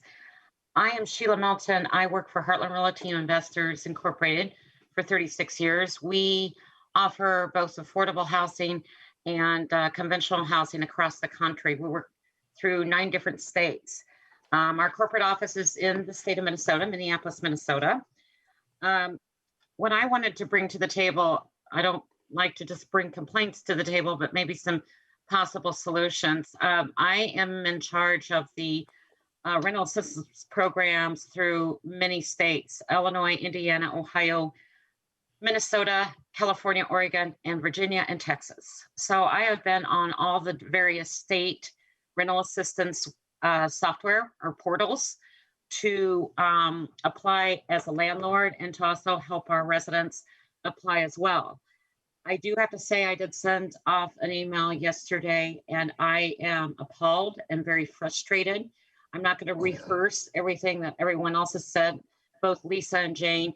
It's the most frustrating software I have ever seen. I don't know how the $1 million has been dispersed. I have no idea how people are even applying, both tenants, and then when we get on the landlord portal, we can't get through the system. But my solution to this, and just some suggestions, is I know the state of Illinois opened up their portal system, their rental assistance program, May 17th. That was 9 days ago. I have applied for 45, and the way they did it, the landlords go in first. They put in the accounts receivable residents that have outstanding balance. That's the first step. Getting a notice out to the residents that this is something that's available to them, that we're going to be applying on their behalf. The second step is, after I put the residents in, it was just as simple as sending an email. The system automatically sends an email to the residents in turn to tell them to go in and do their portion. Okay, I download their lease, I download their ledger, I download the W-9, the ACH authorization. In 9 days, I have over 42 applications that have been jointly completed in the state of Illinois. Minnesota has been available since March. I have received 3 notifications, 2 of which don't even live in our communities. So the residents were applying and putting the wrong apartment community on their application. It's a disaster. I have 19 applications in there. Only 14 belong to our communities. The other 5 don't. So I am really questioning how Commissioner Ho is saying she put this money's out and everything else, when I know the application process is almost impossible. So I would urge Minnesotans to take a look at their system, take a look at their program, contact other states and see how they're doing it, because it's not working in Minnesota. And I'm afraid you're going to lose all your funding. And it will be going to other states like Illinois that had a successful program. Thank you. Thank you for your testimony. We're going to go back to Mr. Nesvig and see if we can hear him. Gordon, can you talk? He's on his headphones, but I cannot hear him. I think he might be saying he can't hear us either. I don't know. I'm sorry, Mr. Nesvig. We can't hear you at all. I hope you can hear us. We're going to go to Beth Bailey as we continue to work on his technical difficulties. And Senator Graham, if I just may suggest, Mr. Nesvig, in the Zoom invite that you received, there is an ability for you to make a phone call in. So maybe I suggest call in. Thank you, Joel. We got these last 2 testifiers members, then we'll go to questions. I know Chair Hausman will bring you up, and I know Zach has had his hand up multiple times. Senator Duckworth. But Beth, would you please begin your testimony? You have 2 minutes. Thank you, Chair Draheim and committee members. I'm Beth Bailey, and I'm here on behalf of Community Mediation Minnesota. I'm also the executive director of one of the community dispute resolution programs in Minnesota. And just 3 comments. I'll try and be as quick as I can. We've been mediating landlord-tenant disputes since 1994. We've mediated over 15,000 just in my organization alone. There's tremendous space for both lose-lose in this space and win-win in this space, and mediation can often make the difference. Community Mediation Minnesota became a CHAP program administrator, trying to lace mediation services with financial assistance, and found great success when we got landlords and tenants working together on these applications. It created greater transparency, it created faster application processes and better outcomes, and much less stress for everybody involved. We are a field partner with the Minnesota Housing Finance Agency right now, and getting a real hands-on sense of the pain that's out there with both landlords and owners and tenants. There's a lot of pain out there. And one thing that I would observe as somebody that's been in housing court since 1994 is I think you're stuck with the idea that there's going to be a backlog. And what you have as a committee in designing this is a choice between, do you want people to be paused in that area where money is coming in to make landlords whole and tenants housed? Or do you want that backlog to get kicked to the next level, which is the courts? And even if you lift the moratorium, you're just going to move that backlog to the courts, and then from the courts to the sheriff's department and issuing writs. And it seems to me that given there isn't going to be a great solution due to the tremendous volume we have here, the best solution might be the one that allows for landlords to be made whole financially and for tenants to remain housed, and find a way to do that. And I'll yield to Katie Arnold, my colleague from Northfield. Thank you, Beth. And thank you, Chair Dreheim. I'm Katie Arnold, and I'm the Director of Restorative and Mediation Practices. I'm also work with my colleague Beth with Community Mediation Minnesota. I live in Northfield, Minnesota, which we are considered outstate. And I just wanted to talk about when we are discussing the off-ramping process of the moratorium, the importance of including mediation services and eviction diversion. Here in Rice County, we have already started a system where landlords and tenants can contact us for doing pre-eviction diversion mediations. And we're getting several cases going. And it's with the support of the courts, because they understand how that's going to impact things. So what I guess I really want to say is the importance of making sure that these kind of services are out there for the whole state, and that we have financial resources to pursue these kinds of programs. Thank you. Thank you. We're going to try Gordon one more time. Gordon, can you hear us? Joel, I can't hear him. Is there anything we have to do from an admin point of view? So Gordon should be speaking. I think he's the 651 number. No, but it. There we go. Your end. There, Hey. got you for a second. Yeah, we're good, Gordon. Please state your name for the record. Okay, Gordon Nesvig. Okay. Can you hear me now? Yep, go ahead. You have 2 minutes. Okay. Well, I come at this representing a little different segment of the society. I have a client who has 2 tenants, and he has 10 acres of land, and then it involves a horse boarding operation and horse riding.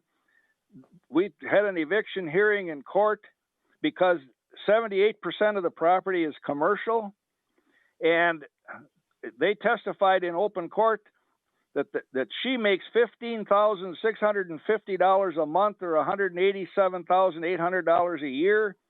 He's got a roofing business. Last year he made $178,000. He hasn't paid a payment. They haven't paid a payment since December, and the judge wouldn't kick him out because of the moratorium.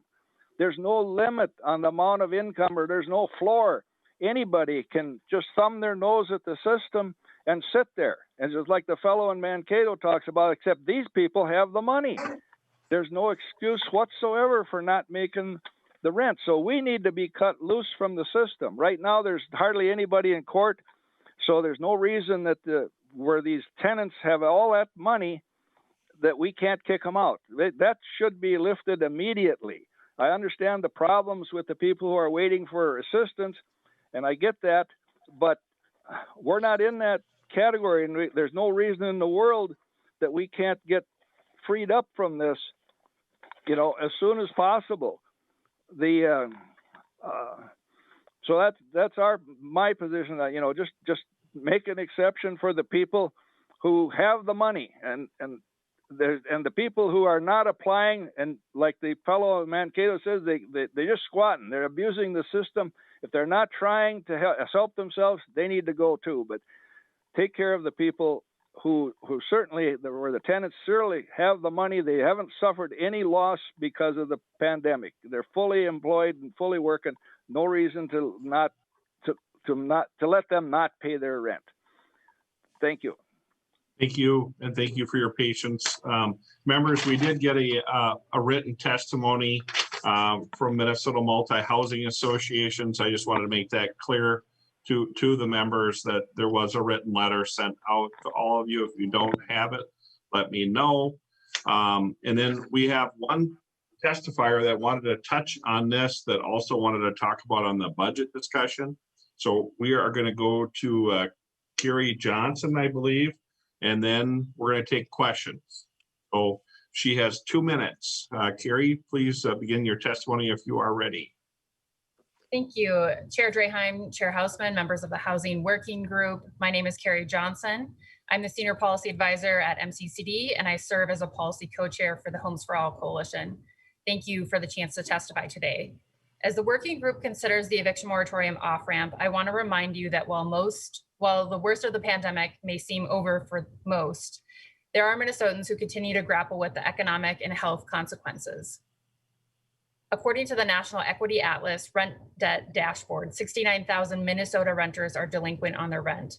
Add to that, many have depleted their savings, borrowed money from friends and family, or taken out high-interest payday loans. Having an eviction on one's record can change the outcome of a renter's life and their families. It impacts future housing opportunities, which in turn can impact job opportunities, educational opportunities, and health outcomes. Are we really willing to risk potentially negatively impacting 69,000 Minnesota renter households for years to come for non-payment of rent during a once-in-a-lifetime pandemic? I'd like to acknowledge and thank the Senate and House for including a prohibition on evictions with pending assistance applications. But we also request that an off-ramp include a long enough timeline to make renters and landlords whole, provide temporary notice before filing an eviction, expungement for those renter households improperly evicted during the moratorium. And we would like to see all landlords notify their residents when the eviction moratorium ends and details of the off-ramp. We'd also like to see ARP funds used to support additional navigators, including navigators to help landlords. I want to stress again that the decisions made regarding the off-ramp will potentially negatively impact the thousands of Minnesota households. Please do not make this decision lightly. Thank you for the opportunity to testify. Thank you, Carrie. Members, I'm going to go to Chair Hausman first, and then I will go to Zach and take questions. So, Chair, did you have anything before we go on to members?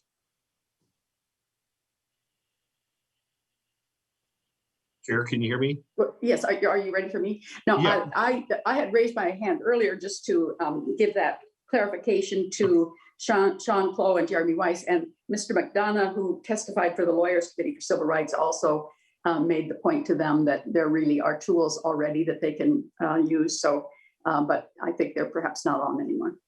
Okay, thank you. That was my point. Okay, Senator Duckworth, you've been very patient. Thank you. You had some questions. Yes, Mr. Chair.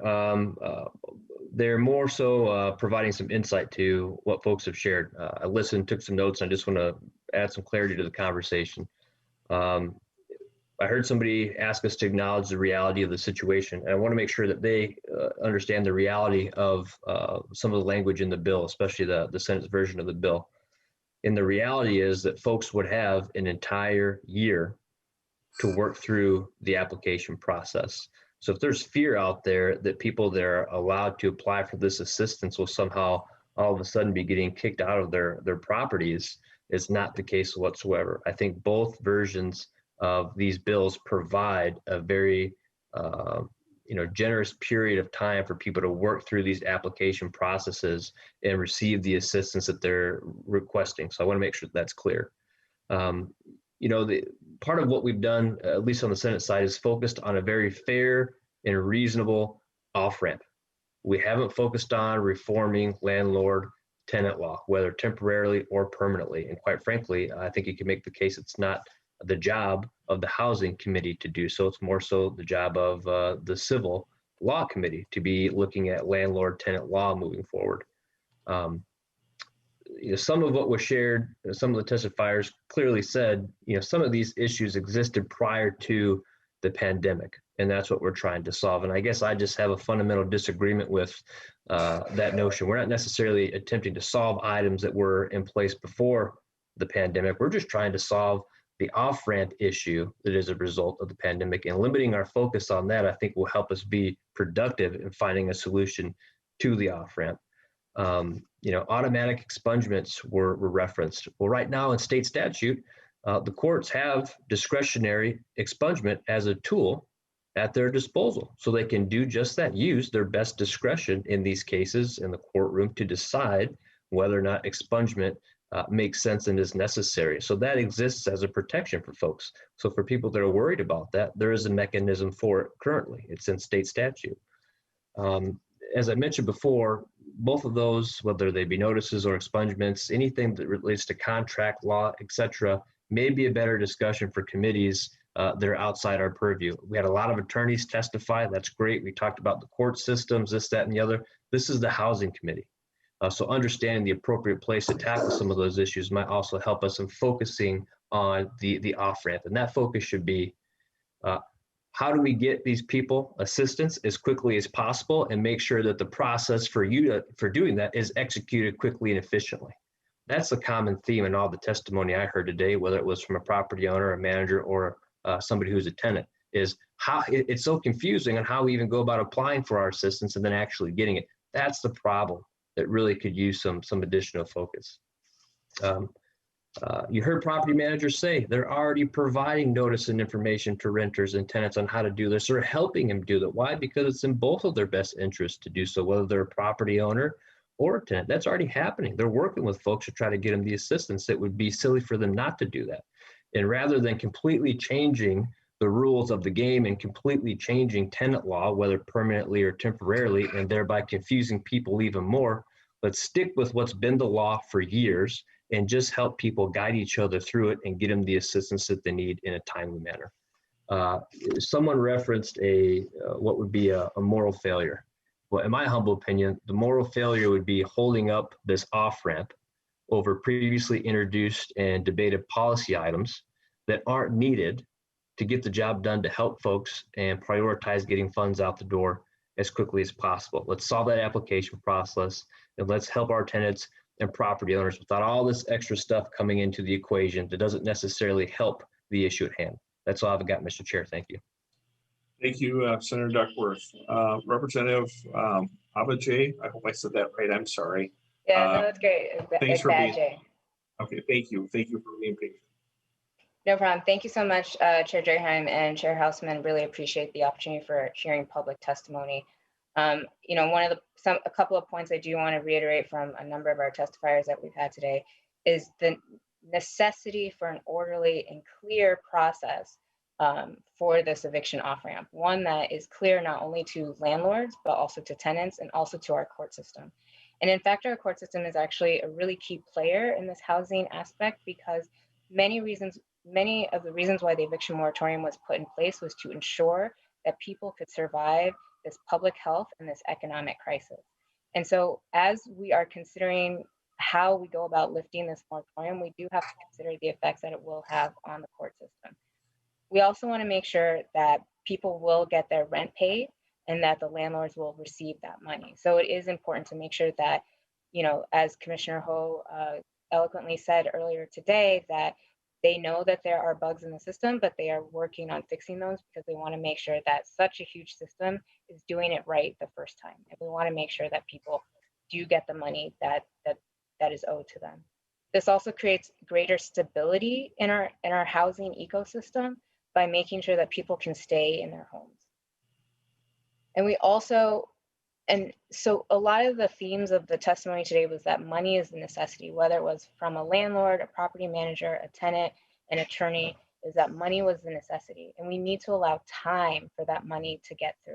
And so that is what I want to continue to iterate today. And that time also, again, really goes to making sure that we are not overwhelming our system with evictions.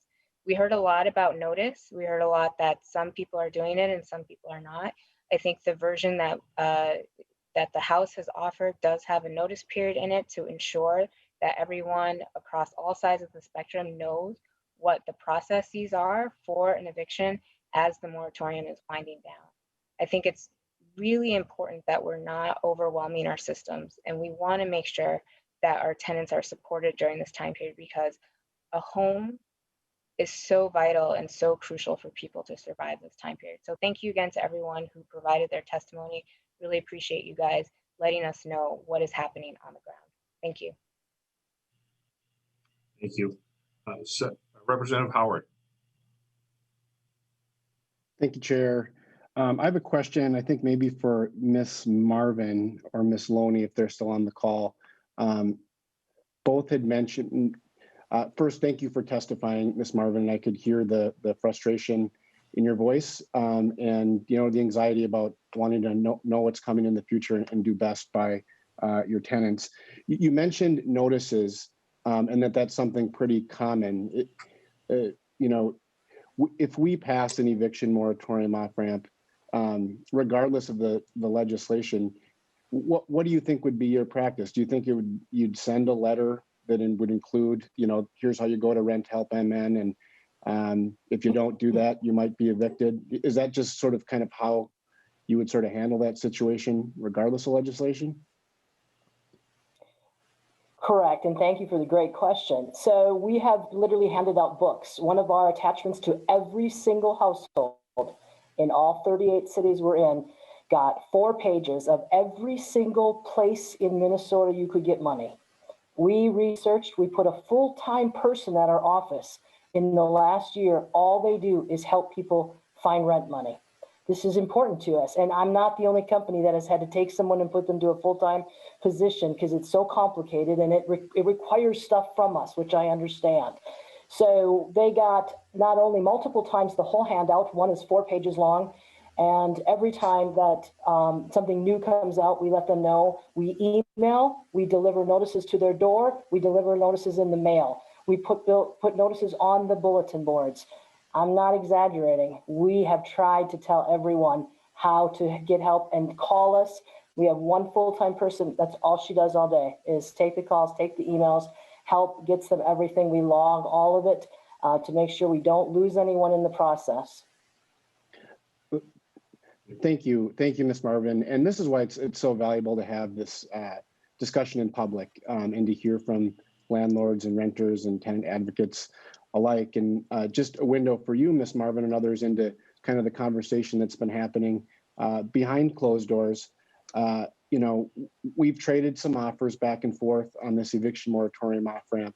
And one of the sticking pieces we've heard from the Senate is a refusal to even consider any sort of notice. And so it's just valuable to hear from landlords that this is something that you're doing already. And certainly I would hope that it wouldn't become sort of a red line obstacle to prevent us to reach our shared goals. So thank you. Just a few comments. I really appreciated all the testimony, and there are plenty of common themes that have emerged. I think folks share the same goals. They want to prevent evictions. They want to make sure that landlords are made whole. They want to make sure that the renters have the ability to move forward. And it's just important during this public hearing to be clear that we want a legislative solution. The House has posted our offer to the Senate, which actually is an amendment to the Senate bill. The House, for those that haven't followed this closely, we've abandoned our bill in hopes of getting a compromise. So we've divorced the eviction moratorium from the governor's peacetime powers. We've given that up. That was in the House bill. We've adopted the Senate parameters. There was discussion, I believe, from the folks from Mankato about police calls and things like that. We are in agreement with the Senate that material breach of lease cases should move forward and on that timeline. There was a comment by Mr. Nesvig that we should find a way to have folks that don't qualify for rental assistance to be able to be evicted. We've actually agreed to the Senate on that point too, in terms of their step down timeline. And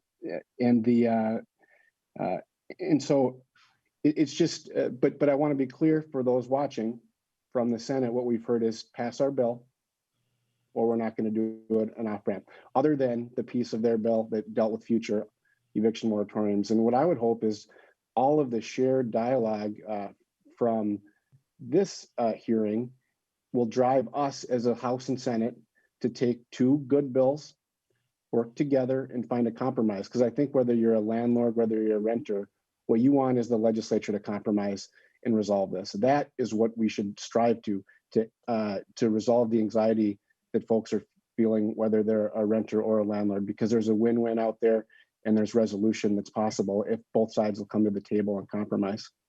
Thanks, Mr. Chair. Thank you, Representative. Senator Duckworth, you're the last one before we go to our last three testifiers that have been waiting patiently. Way to put the pressure on me, Mr. Chair. I promise I'll be brief. I appreciate the opportunity. And if we're going to go down the road of providing some context, then I'm happy to do so as well. The public might not be aware that the Senate's bill was the product of a bipartisan task force led by you and Senator Dietzich, and it also had the participation of a few other members of both parties. And that bill was a combination of a great bipartisan effort to put Minnesotans first and tackle this off-ramp. And that bill passed the Senate with a bipartisan vote, and it was a veto-proof majority. Compare that to the bill that came out of the House, which which passed strictly on party lines.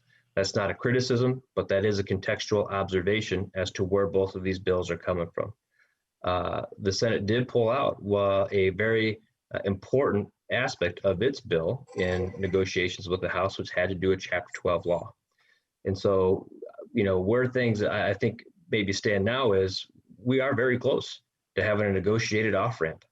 And from the Senate standpoint, we've got two glaring issues that are hurdles right now. They're tough to overcome, but maybe shouldn't be. One of those hurdles is expungement. And the courts already have discretionary expungement at their disposal. So that can be taken off the table. And then the next one is a notice. And I want to be clear, and maybe landlords or property owners or property managers will maybe be better able to shed some light on this. But working with folks and giving renters and tenants notice that, hey, a bill is due, hey, there's an off-ramp potential that you need to apply for some assistance, that's very different than legally requiring a property owner to provide eviction notice, which would be a substantial change to the law. And oh, by the way, if we've had property owners and property managers operating that way for years, this gets changed on them. And for, just because they're not aware of the change to the law, they don't give a proper eviction notice now. Well, now all of a sudden, all the evictions that they would possibly be going through could be declared unlawful. That would further complicate the process, add less certainty to the process. At that point, we begin to pit tenants and property owners against one another. That's not what we want to do at all. We want them working together, finding a solution, applying, getting the service assistance that they need, and being able to successfully find a way forward. We don't want to dabble in adding additional policy and changing a lot of this. We just want to focus on a successful off-ramp that puts people first and gets them the assistance that they need. Thank you, Mr. Chair. Thank you, Senator. Senator Dietzich, anything real quick? Otherwise, I'm going to hold you to the end. I'll wait till the end. Okay, thank you. I'm going to kind of go out of order here a little bit. And if the Minnesota Realtors are here, just for a quick update from their standpoint, if they're still on. Paul, do you want to go ahead? Sure, Mr. Chair. Thank you. My name is Paul Egger, and I'm Vice President of Governmental Affairs for the Minnesota Realtors Association. And we had submitted written testimony on specific items in both the Senate and House bills previously. So today I'd just like to share some data from our latest market report and emphasize the importance of supporting homeownership and owner-occupied housing opportunities as this work group finalizes your budget bill. The lack of housing inventory makes finding a home difficult for individual buyers, but it also presents a serious challenge to the overall health of our housing market, particularly at the most affordable price points. Our market data report for April, which is our latest data set, shows a 1-month supply of inventory. That is a 60% drop from April of 2020, and well short of the 4 to 5 months of inventory that's needed for the market to be well balanced between buyers and sellers. And looking at the number of homes available for sale in April, there were only 8,519. That is less than half the homes available in April 2020.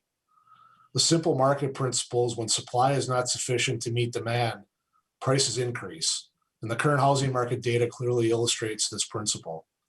The statewide median sales price of a home was $305,000 in April, compared to $275,000 1 year ago. That's an increase of nearly 11%.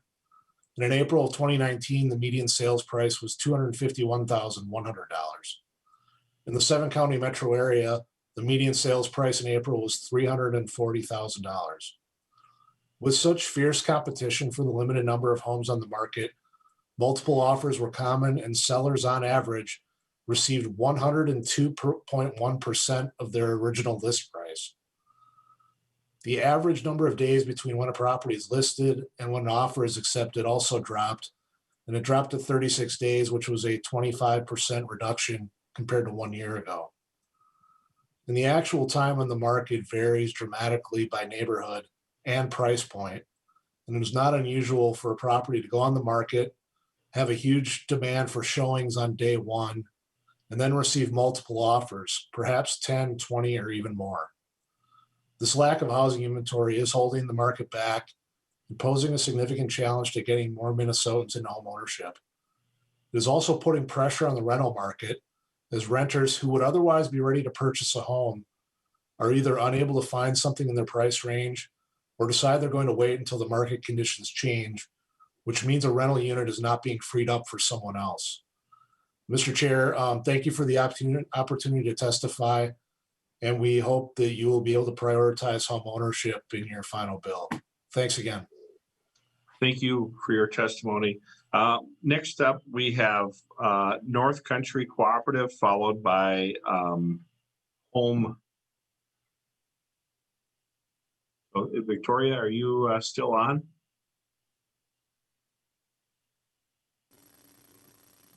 If not, Kathy, do you want to start? Sure. I think Victoria may still be on. I think we were following the order on the agenda as you were deviating from that a bit, which is totally fine. I'm Kathy Wetzel-Mastel. I'm with PRG here in Minneapolis, but today I'm joining you representing the 17 organizations statewide that make up the Homeownership Minnesota Coalition, also known as HOME. What just happened? Excuse me, I'm now seeing Alan Robke's screen. Oops, okay, sorry, okay. That was confusing. All right. Thank you for the opportunity to testify today. This year, more people than ever are talking about narrowing the state's dismal racial homeownership gap, and not nearly enough is being done to solve it. In fact, the gap today isn't any smaller than it was in 1980. The disparity isn't a result of not knowing how to close it. Home Coalition members know exactly how to close it. We just need to be doing what we're doing on a much larger scale. Consider this. Over the last 10 years, 77% of PRG developed homes were purchased by BIPOC households. Last year, it was 100%. And so far this year, we've turned down at least 6 fully qualified BIPOC home buyers for each home purchased by a BIPOC family. We're saying no to people who've done the hard work with organizations like Build Wealth to increase their credit, to improve their savings, and now they can't find anything to buy. We're saying no to historically Black families who would often be the first in their family to own a home. And I know PRG is not alone among coalition members on this front. We know what works. We need to do it at a much larger scale. Look, budgets are supposed to reflect values, and no time more than in a global pandemic has the importance of home, all types of homes, been more clear. Given the current fiscal outlook, a one-time 10 million target seems wholly inadequate. And what does it say about our values in a state with one of the nation's largest homeownership gaps, that 96% of our production investment into affordable housing goes to rental and just 4% goes to ownership? And less than half of that 4% actually goes to the production of new ownership units, both new construction and the rehab of vacant, obsolete homes. In the most recent funding award, $6.5 million was awarded for the production of 92 ownership units statewide. 92 across the whole state. You know it's bad when little PRG represents nearly 10% of the state's annual production. It's for this reason that Home argues that the $10 million in one-time funding should support ownership production. We can move quickly and produce the units that are needed. And as we've said before, the investment in affordable ownership makes good fiscal sense. We have 27,000 households occupying our most needed and expensive rental units to produce, those affordable at less than 30% AMI. Moving just a fraction of these households at 29% of the cost of building new affordable rental units at this income level would save the state significantly more than pocket change. Now is the time to invest in proven strategies that can both address some of the affordable housing production challenges in greater Minnesota and make a meaningful impact on the racial homeownership gap. And if we're not going to put real resources behind narrowing this racial homeownership gap, then we need to stop saying that closing it is a priority. Thank you for your time today. Thank you. Victoria?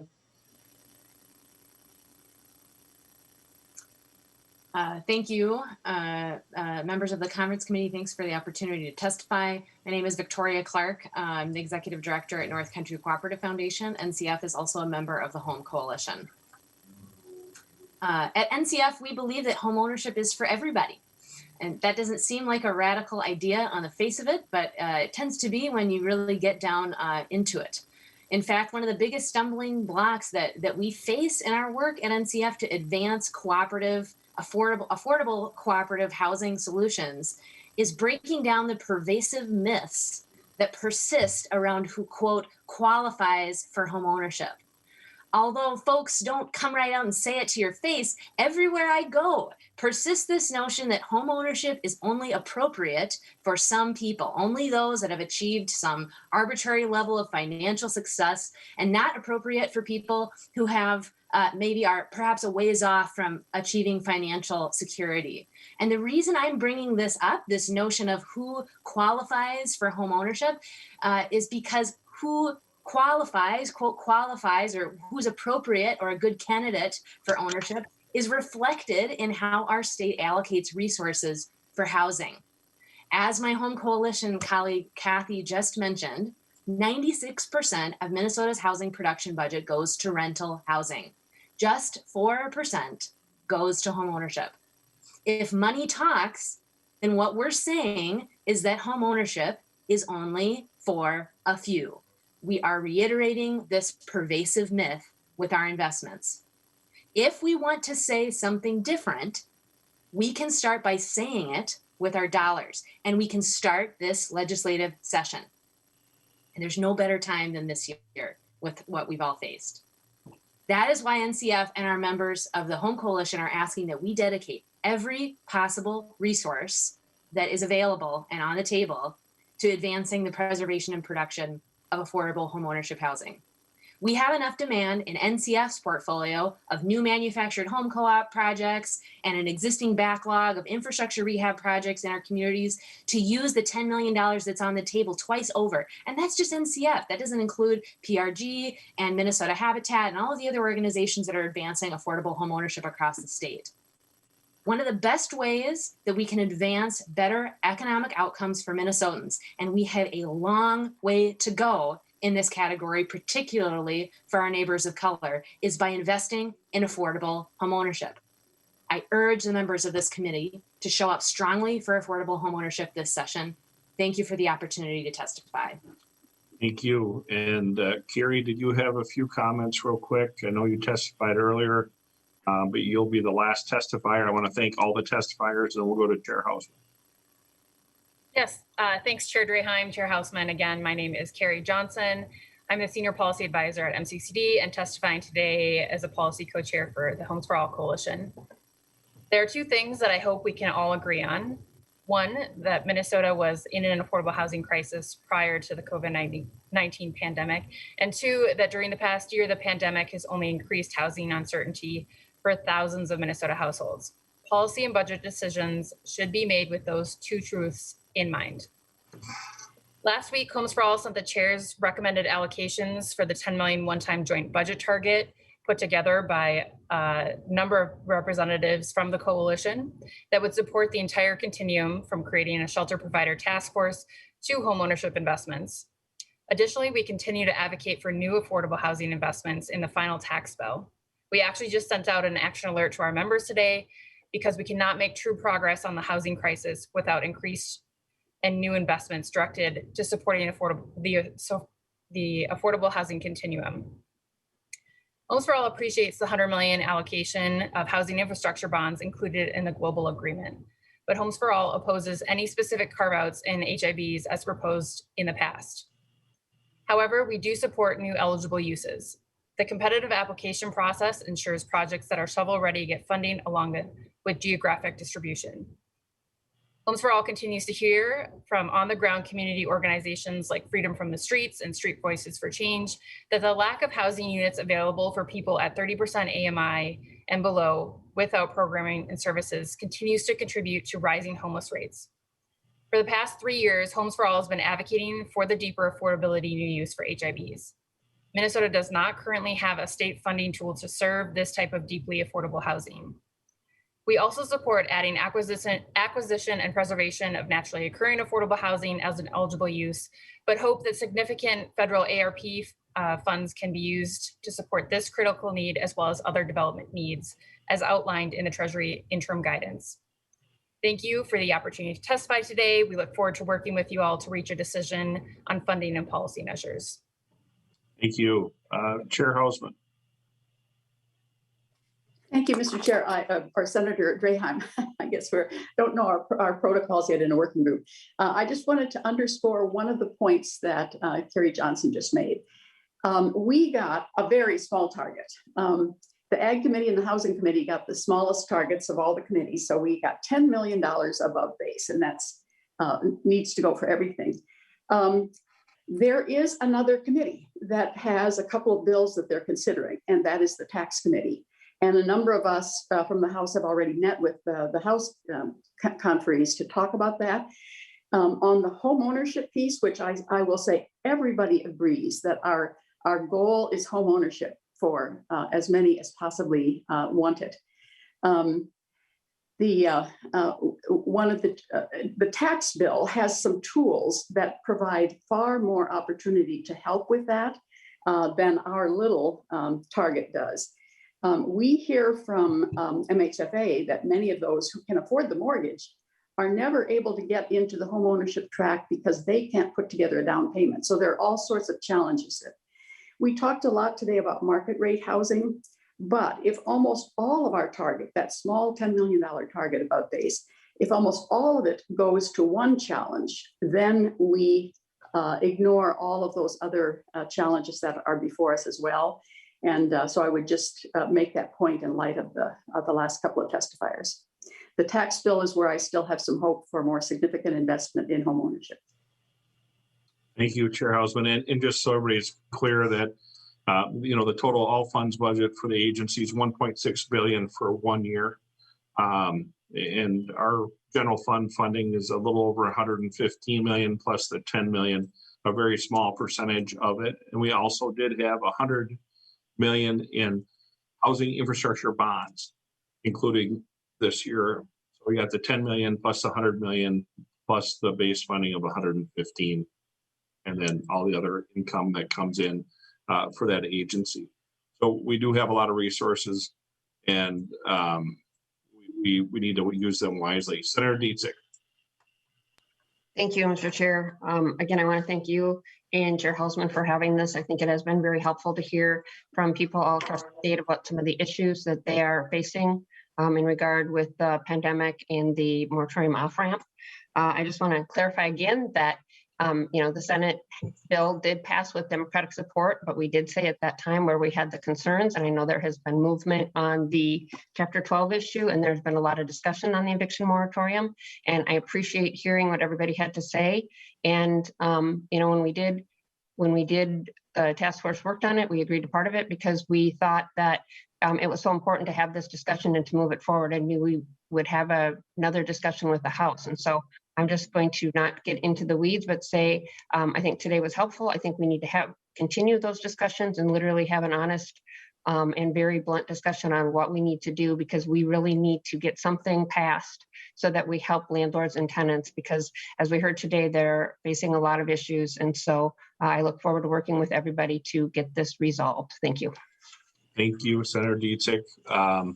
You know, I know we're all very passionate about housing, and that's a wonderful thing. I'm glad we are having robust discussions on this. But we do have a timeline to keep. We have to have our budget proposal, or we're supposed to, more or less in about 49 hours. Are we going to expect the offer from the House anytime soon, Chair Hausman?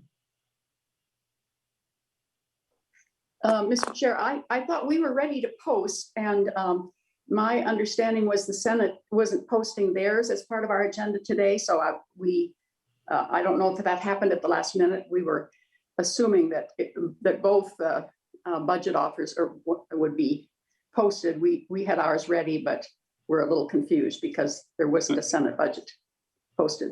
You know, we shared ours at our last meeting. I just assumed that we were going to have yours this meeting.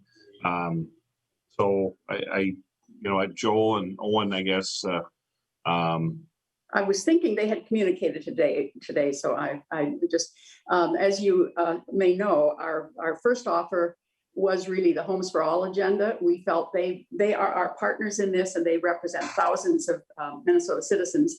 And so we respected their work with our first offer.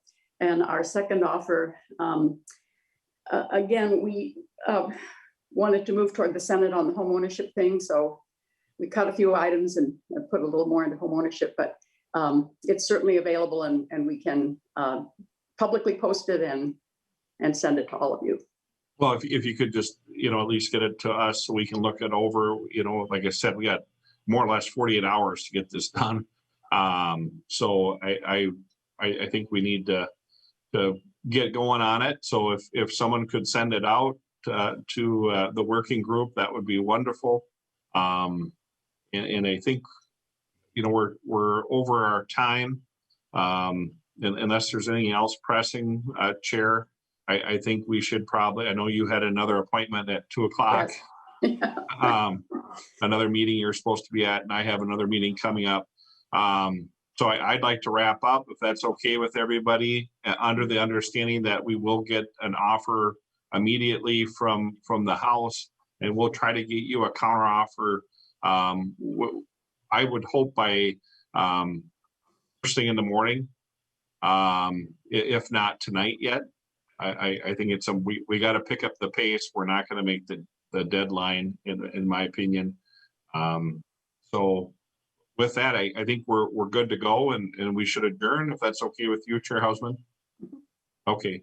Thanks, everyone. I really appreciate all the testifiers and the members sticking with us. I know, and the commissioner, thank you, and your staff for your time too. So thanks, everyone. We're done. Thank you, everybody.